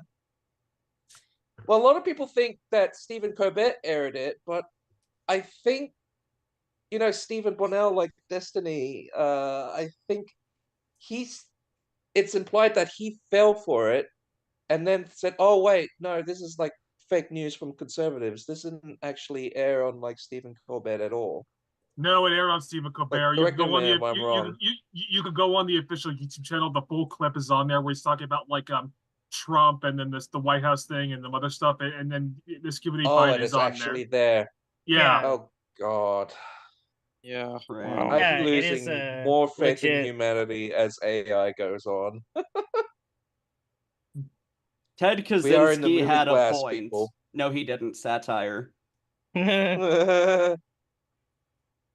I'm just wondering how long are we going to see the skivvy toilet thing, all these Elsa Gate contents from like Digital Circus before that one dies down, or how soon when YouTube are you actually going to apply another rule after they kind of dismantled the whole Spider-Man and Frozen thing a long time ago? Because it seemed like this one's already making a comeback in the worst way possible. Now it's basically all over the place. Like besides fucking Digital Circus, like there were Garten of Ban things, like content farms. It's just a constant. Yeah, it's never ending, isn't it? Until we see Slop what for children is next profitable. Content farming is in most of them are basically produced or made by people who are from like Brazil most of the time, mainly Spain, Russia. Russia and probably China or Singapore, maybe somewhere in the Middle East like Dubai or Eastern Asia like Malaysia. Mostly just like kind of like second to third world countries, really. People who just want to make a buck. Yeah. I feel sorry for them. They want to be noticed. Notice me, daddy. I think these international content farm is the literal bootleg farm that the bootleg stuff you come by at, like, you know, there's like bootleg toys. They're the digital version of that. Yeah. They're like the version of like the bargain bin, basically. Bargain bin, basically like fast food toys, essentially. Or those knockoff movies you've seen from like Video Blingo. Oh yeah, Video Kato. Like, Video. I remember seeing like a lot of cheap bargain bin rip-offs of like Aladdin from when it came out in the 90s. We used to own one of them. It was kind of like we have Aladdin at home while Aladdin is still out in the theaters. Yeah, there's sorts of weird you would get like with newspapers and things like that, like weird obscure chintzy looking films. Like I don't know if you've seen any of the stuff I everything reviewed. Like he didn't just find Video Brinquedo, but he found all sorts of stuff for the Not DreamWorks, like this Puss in Boots 2D animated film or this Prince of Egypt knockoff or something. There are a lot of those because a lot of these kids movies use like copyright free shit. Yeah. Like Disney doesn't own the original story of Aladdin. No, of course not. But when you think then of how do you explain like Kung Fu Panda having like 50 variations of ripoffs, starting from like Kung Fu Rabbit, or there's one that was basically Kick Chop Panda. Yeah, I like the Gumball parody of like those sort of like really bad like Kung Fu Panda and Ratatouille ripoffs. Is like a panda like basically like farting on the rats.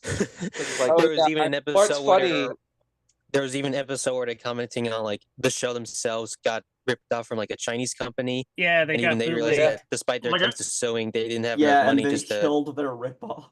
Yeah. Which is very funny. The Chinese knockoff of Gumball was literally meant to sell goat milk, I think. Wasn't it? Like that was the whole point of it. Yeah, that was the point of the episode. What? No, I'm pretty sure they were supposed to sell like a brand of milk, maybe with goat milk or maybe some kind of milk brand. In China, I don't know. Like that was the entire point of the Gumball knockoff, essentially. There was even an episode where Gumball comes across like the worst way possible, a deviant version of themselves. That was why the fucking ripoff of the mom had melons, because goat milk. Is that why? What? I think so. Okay. I don't know. She was a goat, right? Yeah, she was a goat. That's true. I'm getting suspicious now. Suspicious. Yeah, like I said, there was an episode of Gumball where Gumball and Fish Boy comes across like a deviant version of themselves, and they're all based off of terrible deviant artworks. I think I remember that one. That was funny. I think if I had to pick one favorite Gumball episode is the one where they take on these two sort of like teens that felt like they were a ripoff from like a Karate Kid or something. They were like bullies and they had like sweaters tied around their necks. I always found that episode to be fucking hilarious, especially the gym teacher that just looks like Omni-Man. I thought he was like really funny. He might as well. Where he's just like, or at least it's probably based off of Omni-Man. Yeah, he's just like screaming outside their house like a petulant child, and they're just like ignoring him. It's very fucking funny. I always thought that episode was like very, very funny because of that. It was like one of the funniest like laugh out moments in the entire show for me. Yeah, there's so many episodes to count as my favorite, but I remember really liking the episode where they got the team who did the "Don't Hug Me, I'm Scared." That episode. Oh, came out. Yeah. Yeah, that was pretty interesting just to see the company do that in a Gumbo show, which I feel like it was just them. I feel like without them being a part of the show, they would have led themselves to the TV show version of Don't Hug Me, I'm Scared. Cartoon Network is kind of like a sad state of affairs now. I don't think I can think of anything good out on the Cartoon Network studios like right now, other than like maybe. I mean, does anyone still watch show? Maybe does like anyone still think Adult they have Swim, one good show from Nickelodeon from like Adult 2010 Swim, up until 2020? Because I know Nickelodeon has a bunch of bad stuff, and they're still trying to pump up with like SpongeBob, and they're already doing their Fairly Odd Parents reboot. I think Infinity Train was great. Okay. Infinity Train was great. A lot of them, they are doing good stuff. Good things about Infinity Train. Max, I think. They're not. People aren't really watching like terrestrial TV or whatever. They're having their kids like watch it on streaming services. Yeah, I feel like most of the stuff these days are done on streaming, which this is not Nickelodeon. I miss the old days where yeah. I miss the old days where like whenever you watch a weekly episode, even if there was like fluff, at least they had anticipation before leading up to something exciting. Because now like streaming, like say, I was watching Has Been Hotel, and even though I like it, there was something off about the pacing of each episode. Everyone says that. Everyone says that. Yeah, to the point where like, man, I wish there was a bit more fluff, just to kind of waiting for the anticipation of each episode, or at least leading up to something that seems more resolved. Jay, what's up? Okay. I'm not sure if I'm allowed to say this, but I'm going to say anyway. So if you pushing away your hatred for Star Wars, does this mean you are putting against conservative ideas? Especially when it comes to like, well, Ben Shapiro and Critical Drinker has a lot of things to say about Star Wars, and even they try to say some things about how much Star Wars is kind of ruining the generation of youth, and how much they think like Star Wars himself is kind of missing the point about what makes the original trilogies and prequels work. What are you? So wait, are you? What's the original question, prequels? Yeah. What's the question? Prequels. No. What's the question? I was just saying that, or drunkenly mentioned it, because you're pushing away as much of Star Wars as possible. I wonder if you're pushing away about all the conservative values that comes out from like Daily Wire or Critical Drinker. I'm not sure I understand the question. Can you rephrase it? Well, you know how Daily Wire and Critical Drinker loves Star Wars. I wonder now that you're pushing away the agenda, or you're saying you're distancing yourselves from the property, you're saying you don't want to be any involved with like these figures like Ben Shapiro or Critical Drinker. It's not like I was before. I'm just like, I just don't want to watch Star Wars. I just think they're all bad. Would you say that for like Star Trek? I don't care about Star Trek. If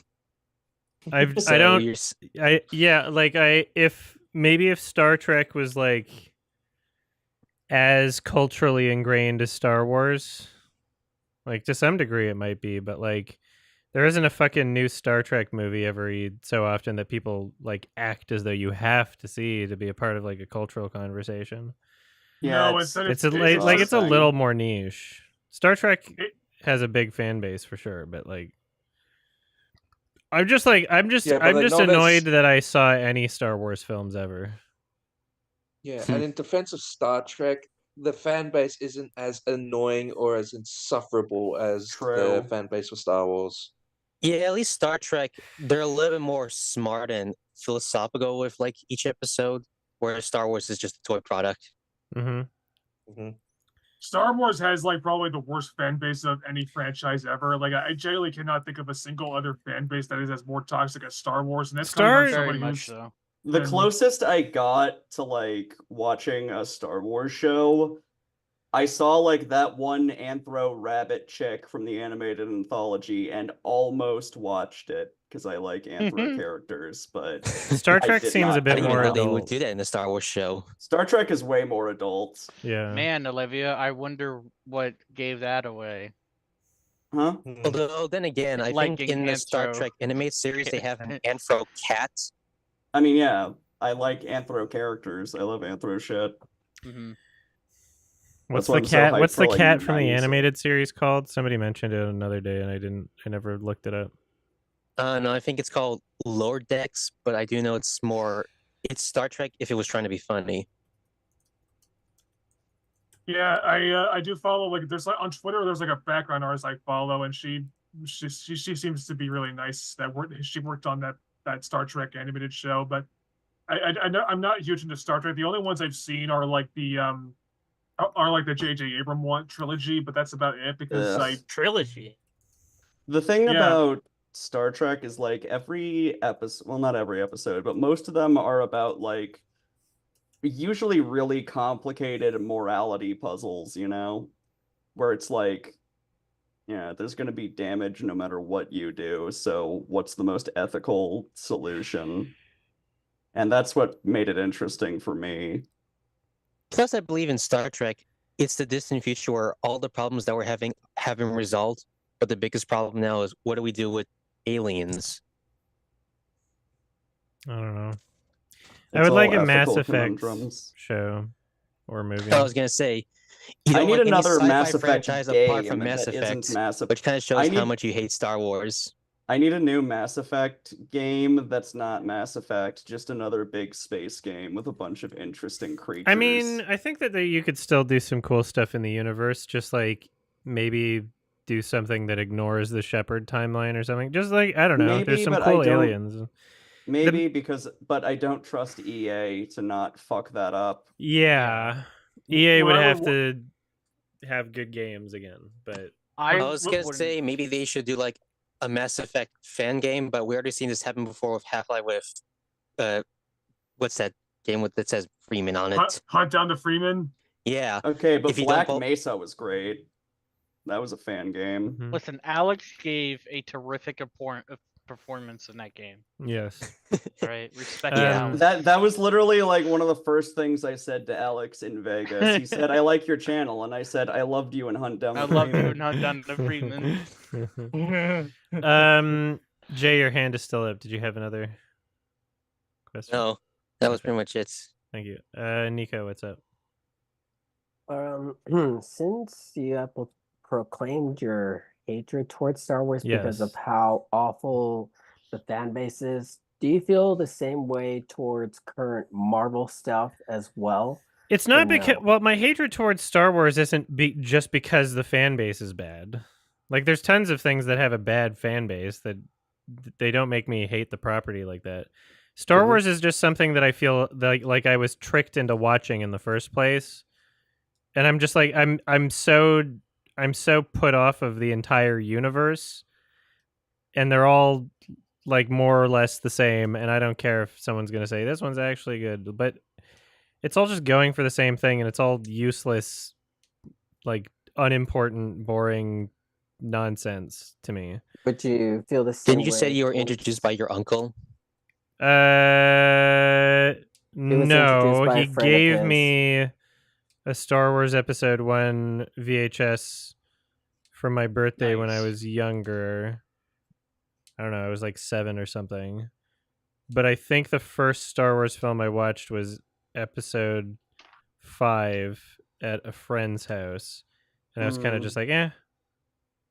And then, but yeah, like I just dislike the universe, and I'm irritated by its place in pop culture and history. And I feel like I'm correcting the overall scales by just not being a person that enjoys it. Does that include the next time you go to the Walt Disney World and you feel like you're not going to go to the Star Wars attraction? Well, I did Disney World and I did the Star Wars stuff, and I don't think did I enjoy any of those? I enjoyed the Avatar stuff. I think you did. Which Star Wars one? I'd have to check the vacation video again. Because you said the Millennium Falcon ride was fun, but you didn't say it was like the best thing ever or anything. The Millennium Falcon ride. So would you say that towards current Marvel stuff? I don't see why I would. Yeah. I mean, I do admit that they're like Marvel is like an extension of Star Wars anyway.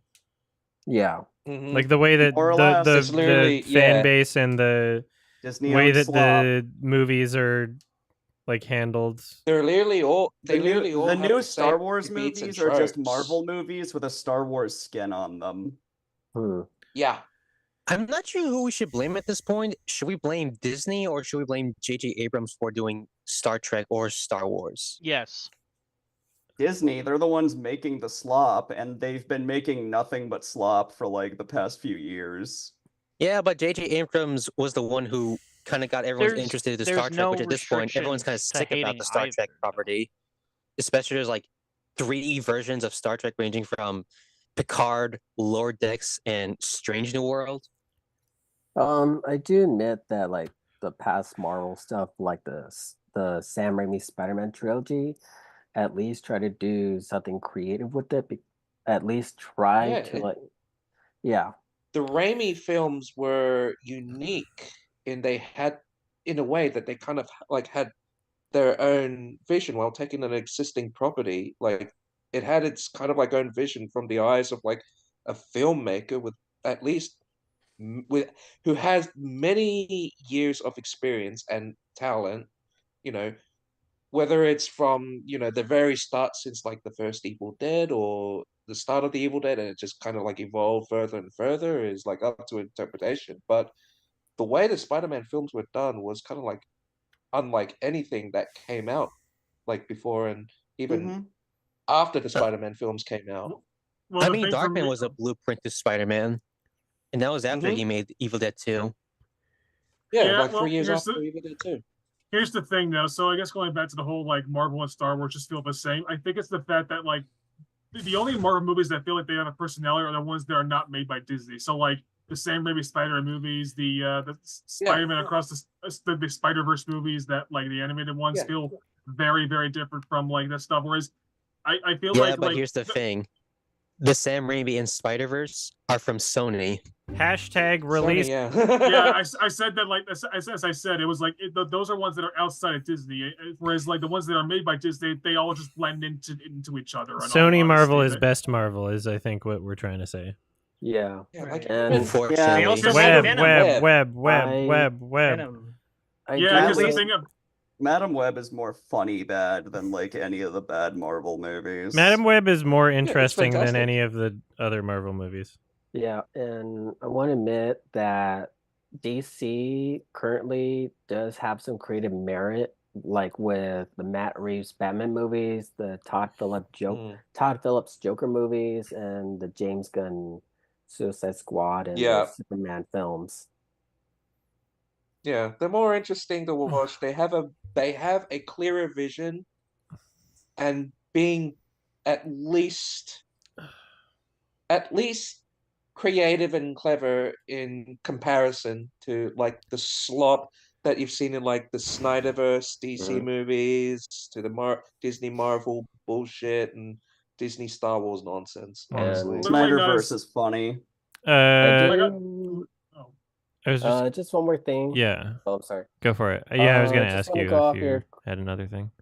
Yeah, I just want to go off your criticism of the film Late Night with the Devil. Yes. I didn't think it dragged on. I think it had a backstory, and I think that it had a purpose. Sure. And I felt like it didn't need to be a short film, like in the VHS segment. I mean, personally, I thought it would have worked much better like that. I was really uninvested for a lot of it. Okay. Right. I think it would have been better with different directors. I liked the concept, but it wasn't executed as well as I would have liked it to be. Max. What's that? So what are your thoughts on like the Daily Wire's new show, Mr. Bircham, being more hated than even Brickleberry and PD Paradise? Which I haven't seen it. Terrible, like Family Guy. I was gonna like maybe react to like the new trailer for Mr. Bircham, but like I just haven't seen it. I feel like it's like Regency bias, you know. You may as well react to the trailer. Yeah, it's on my list. We might get some good views. Yeah, I mean, it's a hot topic. Yeah, I mean, left wingers hate it because Daily Wire. Right wingers hate it because there's a gay person. Because it's too woke. It is too woke. Right. Yeah. There was that one lady who was like, "This has a gay character in it, therefore I can't watch it." She was funny. Yeah. Daily Wire isn't Nazi enough for Nazis. Remind me to react to her video if I react to the Mr. Bircham trailer. Yes. I think I downloaded that in case it got deleted. Yeah, how many episodes I spaced out for a sec. The Bircham. There's the episode so far, but so far they've been releasing it weekly. Is it completely out yet? I wonder how that's going for him. How do people know it's bad if they didn't finish it? What did you say, Adam? Is it not out? Is all of Mr. Bircham out yet?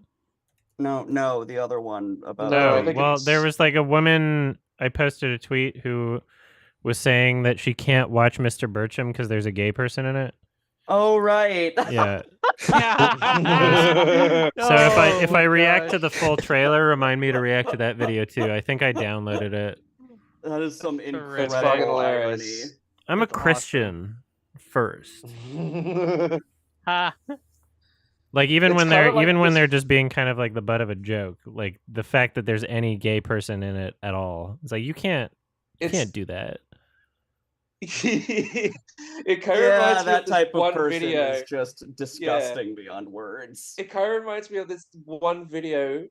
Like a decade ago, where this woman is like filming her sprinkler, and there's like a rainbow in it, and she thinks it's like part of like a gay agenda to spread rainbow through the. What are they putting in her water? Yeah, that's literally just that fucking like Prager U parody where it's like. Even the Lord has changed my sprinkler to make the water have a rainbow to pander to a clear leftist agenda. What is going on here? They're after this delicious boy pussy. Forget that the prism exists. There's literally like a chemical in the water that has the gay pride flag on it, and it's the gay agenda. It's the gay frogs. They're putting gay in the agenda. Alex Jones might be onto something. We're getting close to a civil war here, people. I'm surprised Daily Wire mentioned the Civil War movie. Why wouldn't they? Would you think with a movie that's about politics, you think that'll be part of their agenda? But when I searched it up, there was no mention about them trying to them mentioning about reviewing Alex Garland's Civil War. Well, to be fair, the movie really doesn't take any sides politically. It's just kind of more about like war journalists than anything else. So if it had a clear agenda, then I feel like it would have probably been talked about on Daily Wire a lot more than it is right now. I'm just wondering how much money they're expecting to make now that Mr. Bertram is being hated for just being a woke show. Because I remember they spent like... Did you see the show? Like that woman that I posted on Twitter, I don't know how many people she actually represents. Yeah, but like this I think kind it's of probably thing just has an been unfunny happening show. before. Because like there were people who were saying Run, Hide, Fight was woke because the protagonist was a girl. Who knows how many of those people are real? Maybe. I think there's so much bait out there. I don't even know what's real anymore. I think outside of the political biases, I think the consensus for Mr. Bertram is that it's just a bad Family Guy clone that is just not funny. It's not even edgy enough to be edgy, despite its attempts to be edgy. Like it's not quite edgy enough, and the show is just like a standard run-of-the-mill, like basically, like the standard like Family Guy ripoff that you've seen many times from like many other cartoons. I think you're forgetting that Mr. Bertram is supposed to be. It's just more like milk toast and boring compared to those shows. Like you'd be better off like even watching like, Brickleberry or PD Paradise. If you You're want, forgetting like, that Mr. Bertram is trying to be their own version of King of the Hill, which is funny because Hank Hill, the character, is conservative, but he has more values once he gets to know these characters in the show. He was a parody of conservatives. I want to know what Ben Shapiro thinks of fucking Drawn Together. Oh, he'd hate it. He probably wouldn't like it. Characters he probably wouldn't like it. You're right. It would be too. My dad's conservative, and he didn't like Drawn Together. He just found it on HBO Max or something, and was like, "This is stupid." I mean, it's it is even stupid, more funny when very you're funny. I mean, that's the point. It's even more funny when you realize that very absurd and stupid. Yeah, well, Dad's very boomer humor, so it's even more esoteric. The creator and voice of Mr. Bertram also voices one of the characters in Drawn Together. I think he's the pig in the show. For reference, Adam Carolla is like spanking him. My dad Olivia, thinks Gutfeld is funny. Oh yeah. Yeah. Olivia, your father's humor is basically father, I can't click the book. I hate my wife. Kind of boomer okay. What shows does your dad like that's not like Fox News enough based? To divorce her, but what shows does your dad like that's not on Fox News? Oh, there's a lot of shows that I show him that he likes. Like he's getting into Curb Your Enthusiasm. Nice. He likes The Boys, Invincible. Oh, cool. Yeah, Curb's great. Nice. Oh, that's nice to hear. My if you want to continue, go. But like the shows that there's a lot of shows that he and my sister watch that I'm not invited to because they know I won't like it. Oh.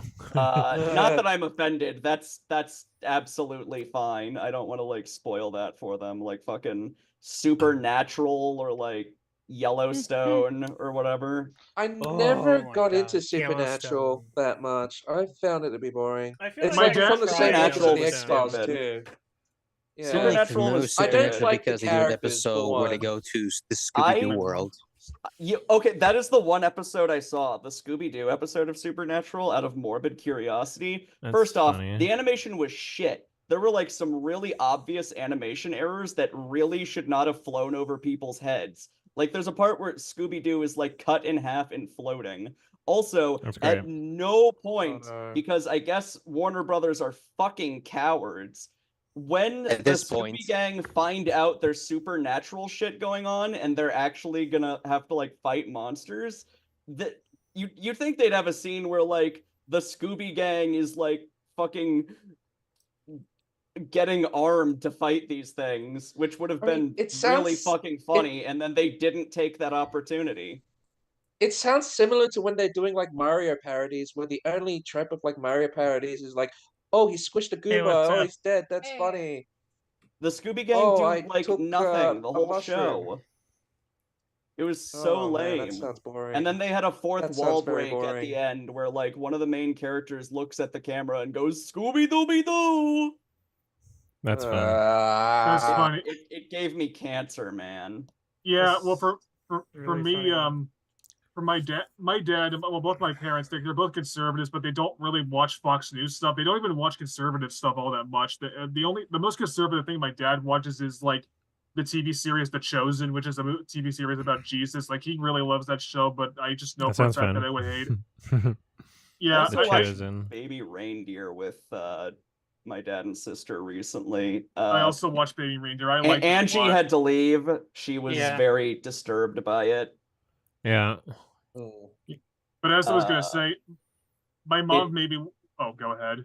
It was kind of weird for me because I actually have had like a run-in with a stalker before, and it's like, yup, this is accurate. Yeah, it's very. This is rough. very sorry accurate. to hear. That sucks. Yeah, it sucks. Sorry to hear that. But as thankfully, I was it's nobody who like physically came after me. But I've had like a stalker everyone, too. It's very big weird.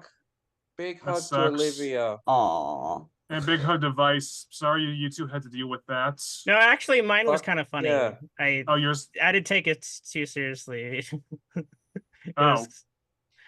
I don't know if it was like way like Baby Reindeer, but like this guy just like followed me all the like at lunch in like middle school, like during like recess, like there's just like this kid that kept following me everywhere I went, and he knew that I knew that he was following me. That's weird. I had a similar experience. I wouldn't really call him like a stalker, but every time recess would come, he would just like chase me around and stuff. But like when I was in elementary school, it didn't last super long. It only happened in like the first grade, but you reminded me of a similar situation. Yeah. This stalker pretended to be Patrice Wilson and sent me a legal threat. Oh my gosh. Dude. Oh. Yeah, it's bizarre. It's awful. I think she just wanted to like force herself into my story somehow or whatever. And it's like, what the fuck? She sounded very bored. Sounds like a very bored person. You get stalkers like that. She was also like transphobic as fuck, but pretended not to be, and then called me a fat T slur when I blocked her. Ooh. And was the moderator of a fucking trans help subreddit. What a fucking ass. What? Weird. No. Yeah. Huh. Oh my god. I'm so sorry. You had to deal with that. Some people. That's awful. Yeah, it was really shitty. Well, at least she's out. I got her removed from that subreddit though. That's good. She's out of your life. That's all that matters. And she's probably stalking someone else now. Maybe. I haven't heard from her in a while. Yeah, I never knew why my stalker was stalking me or whatever. And I kind of wanted to ask him why he was like following me, but I never did. And I think that's like leaving it open-ended like that was kind of seemed a lot more fun. I mean, I don't like There were some Olivia. bizarre I think things you she and did. BC467 seems relatively normal because you were at least in the developmental stage at schools. Yeah, it was like middle school, which is kind of weird, bizarre but still, things like, that she did that like I still don't understand, and I didn't ask her because I don't care enough. Yeah. Like she kind of self-reported was the thing. Yeah, I don't think you need an explanation with that. Like, that's really bad. I won't keep talking about it though. Jamie, what's up? Sorry, okay, I'm a bit too late to this. Oh, what? You had your hand up. I did. Yeah. Yeah. Did you want to ask a question? Yeah. I was curious about challengers, and one of the movies I sort of connected to that film was The Climb. In a sense of like a lot of the dynamic between the relationships of the two people. And I was wondering if there was any other films that you saw similarities to as well with that movie. For their dynamics. Well, not just in dynamics, but in other terms of other films that you saw like similarities to. I was like kind of reminded of The Dreamers, but I haven't seen that in a while. And all I remember was that it was kind of a threesome movie.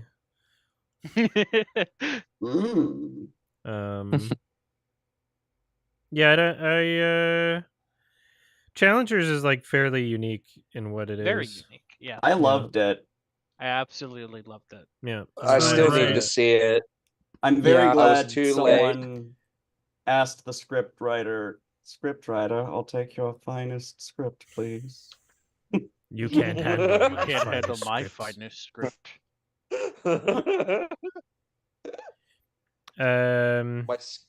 Jay, what's up? I guess it's a quick question to ask, but do you think Madame Web is much more funny than Catwoman? Yes. No. I don't know. Catwoman's very funny. Yeah. I think Catwoman might be funnier. It's hilarious. I think Catwoman might be funnier. Catwoman had like these. Catwoman's funny, that's for sure. Yeah. I don't know if I mean, Madame Web is no Pitoff, that's for sure. I don't know if Madame I Web would is a like bit watch more Catwoman memorable for again. me, though. I think I like God Catwoman damn it, more. I suck at this As like game. a funny bad. Really? Yeah. Yeah, I feel like that was like it had more going to it. It was like a more entertaining, like funny bad movie. Like Yeah, it's Catwoman's so great. absurd. It had such an absurd universe. The only thing Madame Web is missing is if it had a cat burp. Yeah, Like exactly. it was a movie where the villain kills people with makeup. It like there should have been a bizarre. spider burp. There should have been. I Like mean, a I small guess little... so did It Jack definitely should have Nicholson been a spider Joker, burp. but whatever. Fair. The killer makeup made more sense in that movie, Right. especially because it's the Joker, and it's like, yeah, he'd do that. I'm also remembering the scene from Catwoman where there's like these weird shots whenever Halle Berry and this other guy were doing basketball shots. And it was so weird the way they did it. Yeah, that was a great scene. That scene, that's a very... I think that's the same song in Madame Web, too. Really? Yeah. When they're like walking through the... Toxic? No. The one before that, when they're walking through the bushes. Oh gosh. I just posted my part 2. Yeah, so I you can- saw your part 2, and I'm. Yeah, I was gonna I just watch don't it remember what the eventually. song title's called. Well, we're going by like funny bad movies. Have you guys seen the reactions to Megaopolis at Cannes? How that's getting a very polarizing reactions and how that's I'm one excited interesting about one. that. I'm hyped to see whatever the fuck mess it is. I'm curious. I wasn't super interested in seeing it until I saw that apparently Don't in the movie, spoil it. Stop it. Don't Lucy. spoil Did you it. even see it, Con? Because that, I almost wish I didn't know about that either. So don't spoil it. Oh. Yeah, I won't say it. Sorry. It's But- okay. I think I know exactly about what it. you're gonna say. I mean, it's even more funny when Francis Ford Coppola did a response about, "Oh, I don't care if the people like it because I don't even care about how much money I put into it." Like he's so done at this point that he just feels kind of relieved that he got this film made. Yeah, I mean that's pretty cool though. Taking like a, like it's kind of like a Neil Breen approach even. Yeah, he finally achieved Only he's his a dream. well-acclaimed filmmaker.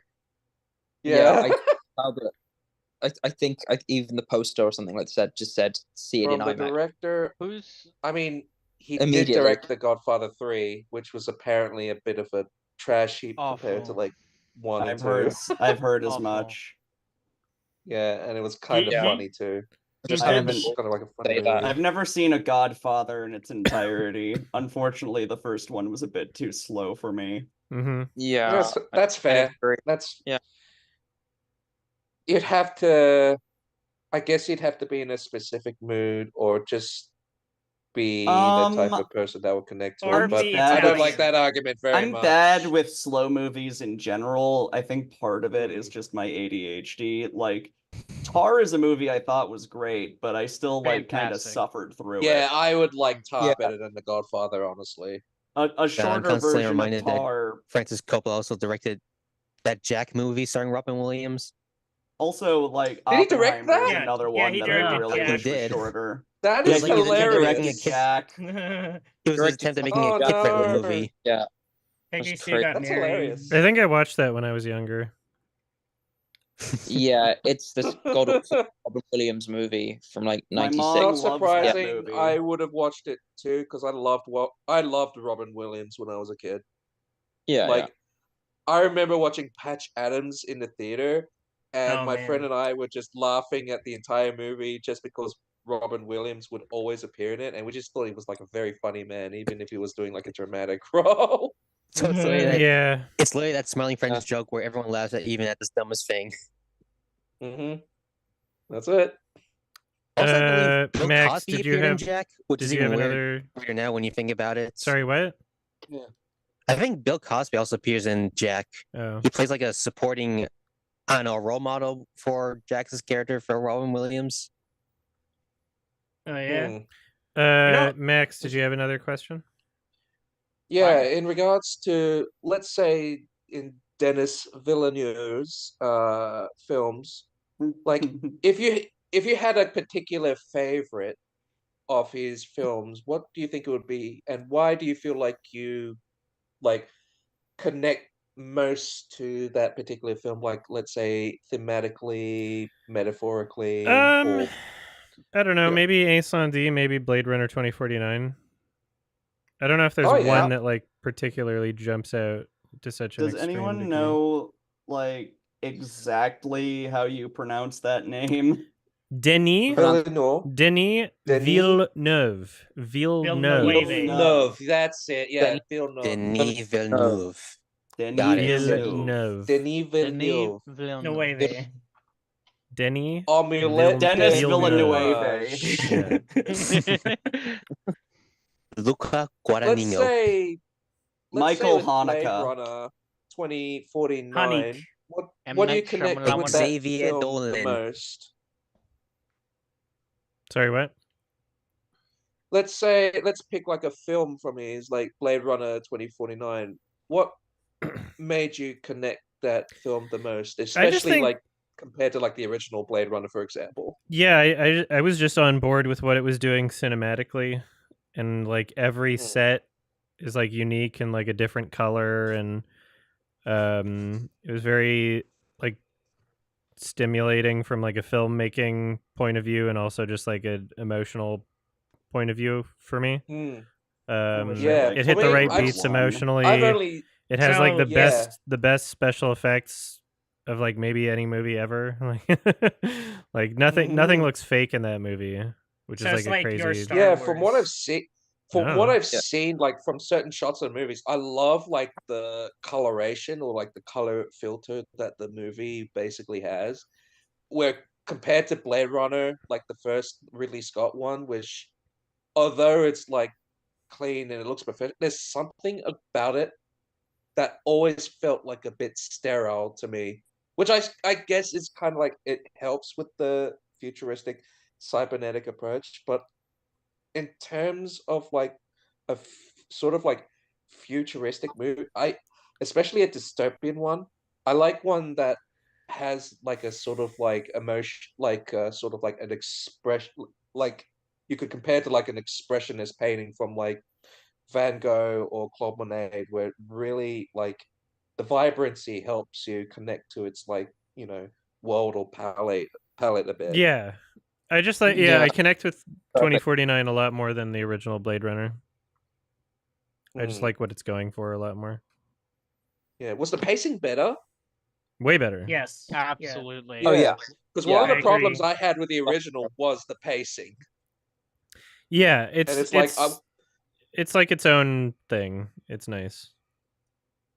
Yeah, I definitely will have to give it a watch. I love Denis Villeneuve's films. Sicario so far being like a good favorite of mine. Sicario. Sicario and what was the movie with Hugh Jackman? Prisoners, right? Yeah, Prisoners. Oh yeah. Yeah, love that one. Yeah, I mean he's got a lot of his movies are just really great. Bangers. Yeah, I haven't seen Dune parts 1 and 2, but I wasn't really big on Dune to begin with, to like wanting to give it a watch. Yeah. And my brother's reaction to the first one was that the film was kind of boring, and I was like, the first one is kind of boring. The first one is the second one's a bit better. Honestly, dragged out. The is better. second one is better, but I was still uninvested for a lot of it. Yeah. Yeah. I just don't really want to sit through a movie, especially when there's like, what, 2.5 hours where basically nothing happens. It's like watching, let's say, episode 1, The Phantom Menace, where it's only the political shit and just 2 hours of it, and basically nearly nothing other than a few things happen in it. I think I'd rather watch The Phantom Menace than that, just for the sheer bad movie value of it, or even just the original Dune. I hear the original Dune is at least funny. The David Lynch Dune, yeah, it's entertaining. It's hilarious. It has like Sting in it. Yeah. You know, has a good soundtrack by Toto, apparently. Yeah, the soundtrack's good. I mentioned Dune was before Star Wars was created. Yeah, the book. Yeah, Star Wars is just a Dune ripoff. I've heard good things about the honestly. book. I even had my dad read it before the movie came out, so he could explain things to me. Yeah, my well, in dad terms of really into Star Wars Dune. ripping off an IP, I don't think Dune was the only one. I think it also ripped off the comics of. Do you remember the movie Morbius? Valerian? Yeah, Valerian. Yeah, I remember Valerian. Yeah, that movie was Great based on like a series of movie. comic books that Star Wars apparently borrowed a lot of elements from, and because of that, people would consider Star Wars to be a ripoff of that IP alongside with Dune. Yeah. But even that, it's kind of funny because even if it's bad, I probably would prefer to just watch Valerian more than any other Star Wars movie. I'm basically done with Star Wars, dude. Yeah, I always found the like, franchise fuck Star Wars. as Fuck the whole thing. I never watched episode 9, and I'm happy I didn't. The Pinata Cut's really good. I've only watched like a tiny bit of like The Force Awakens, and even though there were some things that I found pretty interesting, there was a part of me that also I wasn't really that stimulated with it. And hearing a lot about how the movie just kind of did like a lot of member berries, it was like, no, I don't want to do that. I sat through like Super 8, where the movie was basically like, remember E.T.? I did not want to go through that shit again. I remember that. Oh yeah, Super 8. I'm gonna pee and then I'll be back, and then I'll ask everyone a question before we wrap it up, or anybody that wants to ask a question. So I'll be right back. Yeah, give me a minute. Sounds good. I got one. Isn't Super 8 the one where Steven Spielberg got to produce it? I think he was executive producer, wasn't he? Before doing Star Wars and after Star Trek. Yeah, it was like a J.J. Abrams movie, but he produced. I hate J.J. Abrams. I do have an Olivia. What an overrated hack! I'm glad people hate him after episode 9. Honestly, yeah, I hate him too. Fuck it. Yeah. Did someone say my name? I did. Oh, yeah. Do you think J.J. Abrams is worse than George Lucas at this point? Yeah. What about me? Yeah. I was gonna ask you a I question, but I was giving everybody a chance to finish. Sorry, if you don't mind. Sorry to pry. I had to go for a little bit for like just 15 minutes. What were we discussing? Did I miss anything particularly important? We were just discussing talking about Furiosa. Villeneuve. What else did we discuss before Denis Villeneuve? Yeah. Just when I came in, sorry, I just heard Olivia discussing something like important. Oh, okay. Olivia, what were you discussing? Yeah. I don't remember. I was just gonna try to ask her a question. Well, what was I saying? I was just trying to I don't ask her remember a now. question. I don't know, something important about a friend of No, yours. she wasn't saying. Oh, my stalker. Yeah. Yeah. Oh, that's right. Rough. I really trusted her, and I wish I didn't. Mm. Yeah, She like threatened suicide in my DMs, and it was one of the most stressful moments of my life. Oh, I'm very sorry to hear that. Okay. Yeah. I hope I never hear from that girl again. Everybody, hug Olivia. Give her the tightest group hug possible. I'll give her. Yeah. All right, I'm gonna. It's appreciated. Yeah. We're here for you, Olivia. No matter what. I think he's about to wrap up. Yeah. We're gonna do final questions and comments. I'll just call the names in the order that I see them on my screen. Hewlett fan. Oh yeah. What do you think about people who use like a rating system of like 10 to -10 or whatever for like What the fuck? I've never even heard of that. Yeah, that sounds cursed. It's a bizarre sort of like rating or whatever. Who does that? Do you have examples? That sounds hilarious. Yeah, it's a rating system by some YouTuber called Jello Apocalypse who used to rate things on. Oh, I know him. Yeah. I know. That's odd. Before he went nuts, he basically he's an odd person, but I like his Pokemon XD and Tulsium playthroughs. I don't know anything about them really. Where he reviewed every like sort of Pixar film in like 10 words, but he used a unique rating system for like 10 to -10, meaning -10 for like ironic enjoyment, like The Room, for example, being a -7 out of 10. One and of those. And a -10 out of 10 being something like a Neil Breen film. That's a very interesting system. It's an unusual system, but I don't have like an issue with it. For an ironic, I wouldn't use something that I can't use on IMDb. Yeah, and then there's I don't think that matters to him. I want to like log it. Of the worst rating of 0, meaning basically no enjoyment from ironic or unironic. Just like it doesn't mean it's necessarily the worst film. It just means a film that no one needs to see. Like it's incredibly. It's quite complex because he has 2 films listed as 0 and his worst. Yet another one that is 0 is somehow slightly worse. It's complicated. What's the movies?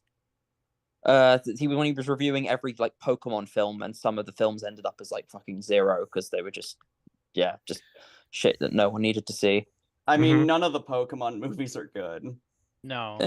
No, the Pokemon, the first movie, I kind of have a nostalgia for or whatever. That's I cool. swear, Adam, Even as a kid, I didn't like that one because I always hated the like erasing the memories of the person trope. It just makes the entire movie feel pointless to me. Yeah. It's like, what was the point? Who cares? The only other thing I have to ask, I guess, is do you know if Hundreds of Beavers is available anywhere in the UK to watch? I couldn't seem to find it on any available stream, Prime or even iTunes. Or I don't know, but they're pretty active on their Twitter account. So if you ask about it, they might have like a date for legal purposes. Can you use a VPN to access like Amazon Prime to watch? No, because you would need like a North American like credit card, basically. Damn. Right. Yeah, I know that they're that like they said they are working on getting the film released in countries outside of North America, so it'll happen eventually. But like because they're a very small film, it takes longer than like a big studio film to do that. Like a big studio film, which is just on him. In Australia, there are companies like Umbrella Entertainment that would be willing to kind of like act as a distributor for Hundreds of Beavers. I'm sure, like, so if they have control over their Blu-ray release, I'm sure they'll make it region free. So that's my assumption. I hope anyway. so. I would love a Criterion. Criterion Beavers would be dope, but who knows? Was that it, Hewlett? I guess one last thing. I guess, do you have an official like count of how many movies you actually have, or you have no idea? Is it like something that I own physically? Yeah, that you own physically. I'm not even counting. Well, you can go to the Blu-ray collection video and just count those, and then probably increase the amount. Since then. I think the unofficial YMS has a lot of the listings of his like collection. I don't know. Okay, there's cool. like a Yeah, list, well, I but... think I have more since then. Although Yeah. I have like a Haven't big gotten stack. rid I'm of going to be some of your selling some more films. stuff this year too. Yeah. I got a Oh, big cool. stack of stuff. Yeah, Well, I cool, should cool. be this year. I was hoping to do it last year, but I got too busy and had to like move and shit. So, yeah, maybe later in the summer I stopped I'll do collecting another Blu-rays one. as frequently. I honestly stopped collecting Blu-rays as frequently as I used to because I'm just like need to spend my money more smartly. But Yeah, you I only know, do Blu-ray. I'm trying to save up for a fursuit. If but like I don't know if that's ever happening. There's it depends on the movie. So I pre-ordered Last Stop in Yuma County because I know it's like a small team and you know they could use it. But like big studio stuff is it not? I waited. Worth it. Yeah, well, yeah, like if you're not worried about it going out of print, then you can always wait until it's like $10 instead of like $50. Yeah, I got like Barbie and Oppenheimer on 4K as a Christmas present. I didn't have to spend money on it and stuff, so that was nice. Was there anything else, Heal It fan? I guess so. What else? Yeah. What rating did you give Challenges for again? I think I gave it a 9. Yeah. I initially gave it a 7, but it's aging better in my mind. I gave it a 10 because fuck it. It's definitely a movie I need to see another time. Yeah. I want to rewatch it for sure. I loved the ending of Challenges. It's a movie that I like. Yeah. That I remember so fondly that it feels like I've seen it twice when I've only seen it once. Me too. I definitely have to see it again. Yeah. Cool. By the way, but check out Lights Camera Jackson's review of Shazam. That's a funny one. Okay. It's fascinating. He gave Shazam. He gave Shazam like a low rating, but he gave Ralph Breaks the Internet his best possible rating. So that's you can tell how his movie tastes. Fascinating. I mean, it's kind of like the equivalent of like Cinema Score giving better like than YMS. Darren Aronofsky's Mother like an F, but they give like Halloween Resurrection a fucking B+. Yeah. I need to get back to work on that highlight. I spent like all day yesterday working, just watching just playing fucking Paper Mario. Yeah. BC467, what's that? All right, well, I have I have technically 3 things, so I'll go over the first thing. The first thing I want to talk about is the fact that I had a very funny theater experience recently. It's a movie that I know you had no interest in seeing, but when I saw Kingdom of the Planet of the Apes, it had nothing to do with the movie itself, but it had a really funny theater experience that I think you would find fascinating. So before the movie, I was in line for concession because I wanted some food. The power went out in my theater for like 5 seconds, but then it came online. But here's the thing.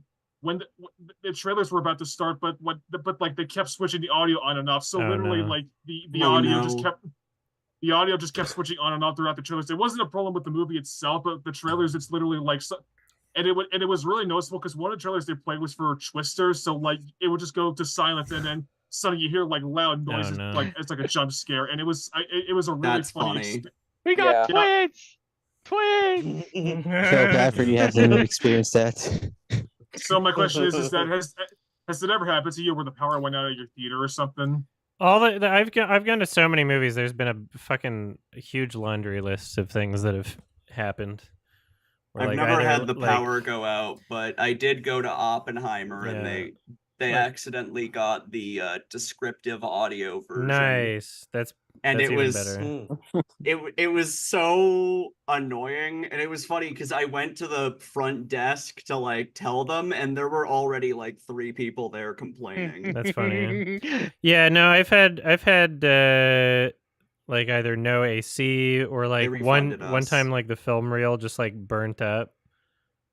Oof. Which was crazy. They refunded us and we got coupons for like free movies and nice concessions. There was like a fire alarm that went off. We couldn't, we had to like see a different show. Oh yeah, that was when you were seeing Old, right? With Scott. Yeah. And you had to pay like 3 purchases for like the old screening. Yeah. What a film to fucking have the like film burn out on you. I'm trying to watch Old. Yeah, it's I like don't even get surprised at this point. They had to restart the screening for fucking what's the new I Saw the TV Glow? Oh, really? Like in the first 30 seconds it just like crapped out. And then they restarted it and it was fine. But I was like I was partially worried that it would just keep crapping out at the same spot, but it was fine the second time. I recently watched this film that came out for the mystery movie Monday that Regal does. And while AMC's not great, Regal's not great either. And the fucking it was for the movie that they showed a pre-release for was Ezra, which unfortunately is not a sequel to Ezra Miller. It's awful. It's not as disgusting as music, but it's pretty bad. The aspect ratio was so fucking small, and they refused to fix it because we don't know what the issue is. So like it has to do with whatever file the movie distributor sent us. So we can't do anything about it. And weird. I left like towards the end. So maybe it's the best film ever made, I guess. But I could not deal with it. BC 467. You had something else? Another thing, and then I'll lower my hand down. So Cannes happened. Losing their mind. So Cannes happened, and I figured, is there any movies aside from Megalopolis you're interested in seeing from there? Is Cannes still happening? Menorah. Yeah. There's no Palme d'Or yet. Well, just I guess the new Sean Baker for sure. That Donald Trump movie. Yeah, The Apprentice. I like the director for that one too. So it's very controversial, which kind of makes me want to see it. I mean, I like the director's last two films, so should be interesting. Well, that Iranian movie that the director had to flee Iran. Yeah, it was like in prison to be. Yeah, the funniest thing about the Donald Trump movie, for starters, any movie about Donald Trump is going to be controversial regardless of what it was going to be. But there was a really funny controversy. There was a really funny controversy surrounding that film. I posted this on the subreddit about how one of the people who financed the film was like a humongous Trump supporter, but he didn't realize that he was doing an anti-Trump movie. And then when he saw the film at Cannes, he apparently got like really upset and like so funny. That's funny. And what's funny is that he apparently wants the film to be recut, like to make Donald Trump look like a good person. That's funny. Like, which yeah, is really well, that's an interesting thing because like I haven't seen it. It might not even necessarily be like a hit piece. It's just might just be a movie that's like, oh, like here's things that maybe happened or probably happened. And from what I'm aware, the movie apparently just does. It's not so much like it's anti-Donald Trump propaganda piece. It's more just like going by like the facts of like what happened in Donald Trump's life. And if you go by that, Donald Trump still looks like, and it makes him look bad. Yeah, exactly. But yeah. But there's a meme going around. So the guy who like the Trump supporter that was like the financed movie is Dan Snyder, not to be confused with Dan Schneider, the pedophile. Dan Snyder, the mega billionaire Trump supporter. So there's a thing about how a meme going around about how like MAGA Republicans want these Snyder cuts of lovely The Apprentice because the guy's literally named Snyder and he wants the film to be recut to make Donald Trump look good, which is really funny. A neutral depiction of Donald Trump will always be a negative depiction of Donald Trump. Yeah, like you couldn't really make like a film that makes him look great unless it's like just a puff piece. Trump fans are like unironic cultists. Yeah. I'm just kind of excited to see this new film from the Cannes Film Festival called The Substance, just because of the director who did Revenge. Yeah, which I heard that one's pretty good. I heard the Substance is pretty good. Yeah. I heard it's trying to be like I heard it's trying to be like a body horror film in the vein of like not much Cronenberg, but I feel like it's trying to be like Detained to some extent. Yeah. Titan. Yeah, Titan. The director of Titan has a new movie coming out later this year. It didn't premiere at Cannes, but it got bought out by Cannes, and then it's apparently coming. It's already done apparently, so it's going to come out later this year. It didn't premiere at Cannes, but it got bought out by Neon, so it's going to. All right, Neon did her last one, so. Titan 2. Yeah. Nice. Sorry, what is it called? I know it has a name. I forget. I'm going to look this up. I know it has a name, but I don't remember. Because I don't see it on IMDb. Unless Unless it's the TV series or something. No, I'm pretty sure she has a new movie because I saw Neon say that they on the Twitter account say they bought the film. I know it has. Oh wait, I found the name. It's called Alpha. That's the name of her new film. Alpha. Yeah. Alpha. I can't find it on IMDb. Is it about the Omegaverse? Please. Is there anything? Paid Scoot to watch the Omegaverse Lindsay Ellis videos, and he still has not forgiven me. Oh no! Olivia, I did not like the look you chose. What? What's wrong? That one. Omegaverse. I don't see a problem. That's awful. All right, Max. How about this? All right. That's better. I loved your last podcast with Destiny when you were on Bridges. Found your conversation between you and Stephen very engaging. And yeah, it's their most viewed video on that channel. Yeah, that's awesome. Hitch, congrats to you both. That's awesome. Their new I'm the more relevant Canadian than Jay McCullough. Yes, you're winning the culture war. I am. My question will be, do you have any more podcasts that you'd like to be a guest of? I kind of just wait until people ask. I don't really. Yeah. Have you heard of the podcast Double Toasted? I have no idea how to even spell it. I've heard of them. Yeah. You've definitely. I remember you watching a couple of their videos, Adam, but I don't think you remember them. Oh, Double Toasted. Yeah. Double Toasted. Sorry, I thought you said Doddle Coaster. Donald I was like, Coaster. what the fuck? Donald. Yeah. They invited me once, and we had a plan, and then they postponed it and never followed up. So I don't know. Oh. Damn. I'd go on, but you should I definitely just try again. maybe they forgot. That kind of thing. I didn't bug them or anything. So. Yeah, they used to host Spill.com before that went under.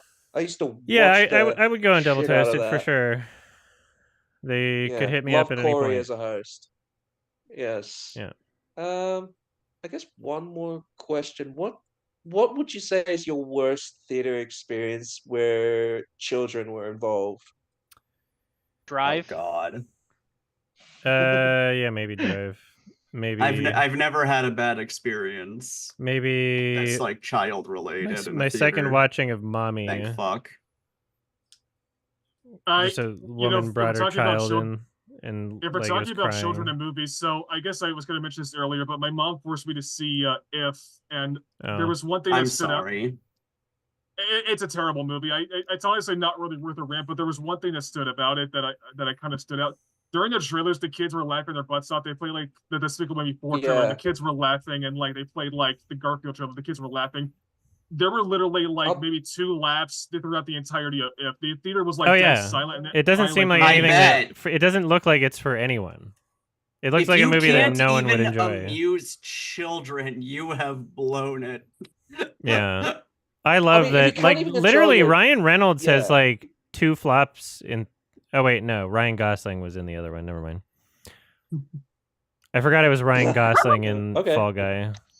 I mean, Fall Guy isn't making enough money despite being a stunt coordinated movie. Fall Guy literally, Ryan Gosling's character in Fall Guy literally could have been played by Ryan Reynolds, and it would not have made a difference. It almost should have been. It seemed like a Ryan Reynolds role. So. Yeah. It's funny how anybody thought that anyone would see If. The fact that they put any money into it is just so silly. Yeah. Aww. Is that movie flopping right now? Of course it is. I don't even have to look it up. No one wants to see it. Because no one's literally talking about it. I'm not watching it. My mom forced me to. And to be fair, is apparently it debuted at number 1 with soft 33 million, but I don't know how much it's going to make. It costs 110 million. Yeah, the budget's pretty big. Yeah, I mean, does everyone remember the first movie Doom? With The Rock and all. That movie opened number 1 in the box office, and then it tanked down to number 10 and further down, and the movie didn't make its money back. If there's nothing else competing, it can open number 1, and then if nobody else wants to see it, then. If is one of those movies that's almost Mars Needs Moms level of just see it, and every general audience member is like, "Ew." Yeah. I mean, does anyone even remember Foster's Home for Imaginary Friends? Because that was the vibe I was watching. Yeah, I remember that show. What's that? It All has right, more charm than If anyway. It's the same Max, concept. Max, did you have anything else? No, that's pretty much it. Okay. Thank you. Of course. I mean, you might as well say If is a ripoff of that show. Boards of Cinema. All right, so I saw you were really excited for the movie Mars Express because it was from the same director as the Dies fantasy music video, but I couldn't catch it in theaters. Ooh. Will you do a watch along for it once it goes on They also made digital? Last Man. Probably. I didn't even. Alright. Yeah, I Like think. Last Man. I don't really have any way of watching it either, so I'll probably do that. Remind me when it's on digital. I'll probably do a watch along for like the new Apes movie on digital too, because that way at least I can, like, the new Apes movie I definitely don't want to see in theaters. It's and then boring. Mars It's Express very should boring. be fun. Why would you bother? Right, that was it. Jamie. Yes. Okay. So the one question that I had written that I wanted to ask you was, you have a video that fixes some of your top tens like list. My curiosity being is there any film that comes into mind that you would either want to add to your guilty pleasures or even possibly your top 10 to end of the year? And if not, yeah, like Drag Me to Hell is one that I've like definitely, it's grown on me and I probably should have included. Maybe Scott Pilgrim. Like I have like a short list of more stuff to make another one of those or something. But yeah, I would like to get my fucking 2016 thing done. Everything just takes too long of course. There a lot it of is. stuff going on. Olivia, what's up? Actually, I was wondering if you'd be interested in watching Last Man eventually. It's by the same people who made Mars Express, and it's a very obscure show. It was on something called Verve, which was like this failed streaming package. Yeah, Jack's that Rooster Films Teeth. even advertised it by like reacting to Last Man. Oh. Like I actually recommend it. It's so obscure. I think it's something that would like deserve a spotlight shown on it. Let's see if it catches your fancy anyway. IMDb. Hold on. Because I thought it was pretty cool. Pretty sure Rooster Teeth was like the co. Oh, it's all one word. That's why I couldn't find it. Yeah. For Lastman. Lastman. Yeah, I can check it out. Damn, 2016. Fuck. Well, maybe I'll. I remember liking it. I haven't seen it in a while. There's a lot of cool monster designs. It never ends. Shit. I'm like adding things to the watch list before faster than I. No, it's fine. Yeah, it's fine. It's fine. It's so annoying. You don't have to drop everything to do it. I know. It can wait. I know. I don't know how thorough I can possibly be anymore. Because it seems like literally impossible. There's not so many. It's not I feel like possible. there's more movies. Maybe like 10 years before I could catch like everything. But I think because the barrier to entry is so low for making something now, in terms of like everybody's making something, I think that just added to the amount of things being made, and it made it like impossible for me to be like completely thorough. Like I did something pretty similar for like my 2008 list. It is what it is. Yeah, it's really difficult. You try your best, and I think that gives you more integrity than a lot of other critics. Yeah, that's true. Like the 2016 list is easily going to be the biggest ever. Very excited. Out of all of them. Yeah, very excited. Oh, that's why you reacted like that when Last Man was 2016. Yeah, exactly. Oh, I'm sorry. No, that's fine. I hope you end up liking it at least. I don't know, we'll see. Jamie, what's up? So for the one other question that I could also include you in, I was going to also ask Olivia as well. So for the sort of personas or avatars that you guys both chose, what for you, Adam? What easy answer would be because you like horses and Olivia likes foxes. But were there any other type of animals that you might have had, like? Because for me personally, I kind of had a mix between blue jays and foxes, and kind of landed on foxes at some point, which that's part of my personality. But for you two, were there any of the other like ideas or inspirations? I love big cats, but I don't feel like one. I actually couldn't decide between like a fox and a wolf at first. Everyone thinks it's a wolf anyway, but that's beside the point. Yeah, Adam especially. You could be a hybrid. Fuck you. Anyway, but like I also was debating. Okay, can you mute yourself, please, Max? I got it. Thank you. Anyway, and I was kind of thinking like, well, do I want to be a fox or like a kitsune? Because like, if I go with kitsune, that might come off as a little cringe. And then I thought about it. Wait, and then I thought about it, and I'm like, I don't care if it's cringe. Actually, life's didn't too even know they were short. different. I don't care enough about people's opinions. And there were some people who like got really weirded out when I made like a community post about it at one point, but like whatever. Yeah, I love big cats, but I don't feel like one. It's as simple as that. I feel like a horse. It's very much a Scoot thing. I just wanted to like correct a misinformation thing. I didn't think people were gonna freak out like that. Oh yeah. No, so we're gonna wrap this up. I think there's a couple people that didn't get a final question comment. So if I remember correctly, Vice, you didn't? Yeah, I don't have like a question. Sure, that's right in mind right now, but cool. And then Jay. Yeah, I think I'm done. Okay. All right. Yeah, so I think I'm done as well. Yay! I'm done. I will. I'm planning on doing a watch along today or two. Ooh. Plan 9 and Ed Wood are the Ed things Wood that I need to see. Yes. Already have tortillas prepared. Yeah, so I've got. Wait, I do have. What? One last thing. Sorry, apologize. Did you see the new Beetlejuice trailer? No. I don't know if I care. Beetlejuice remake?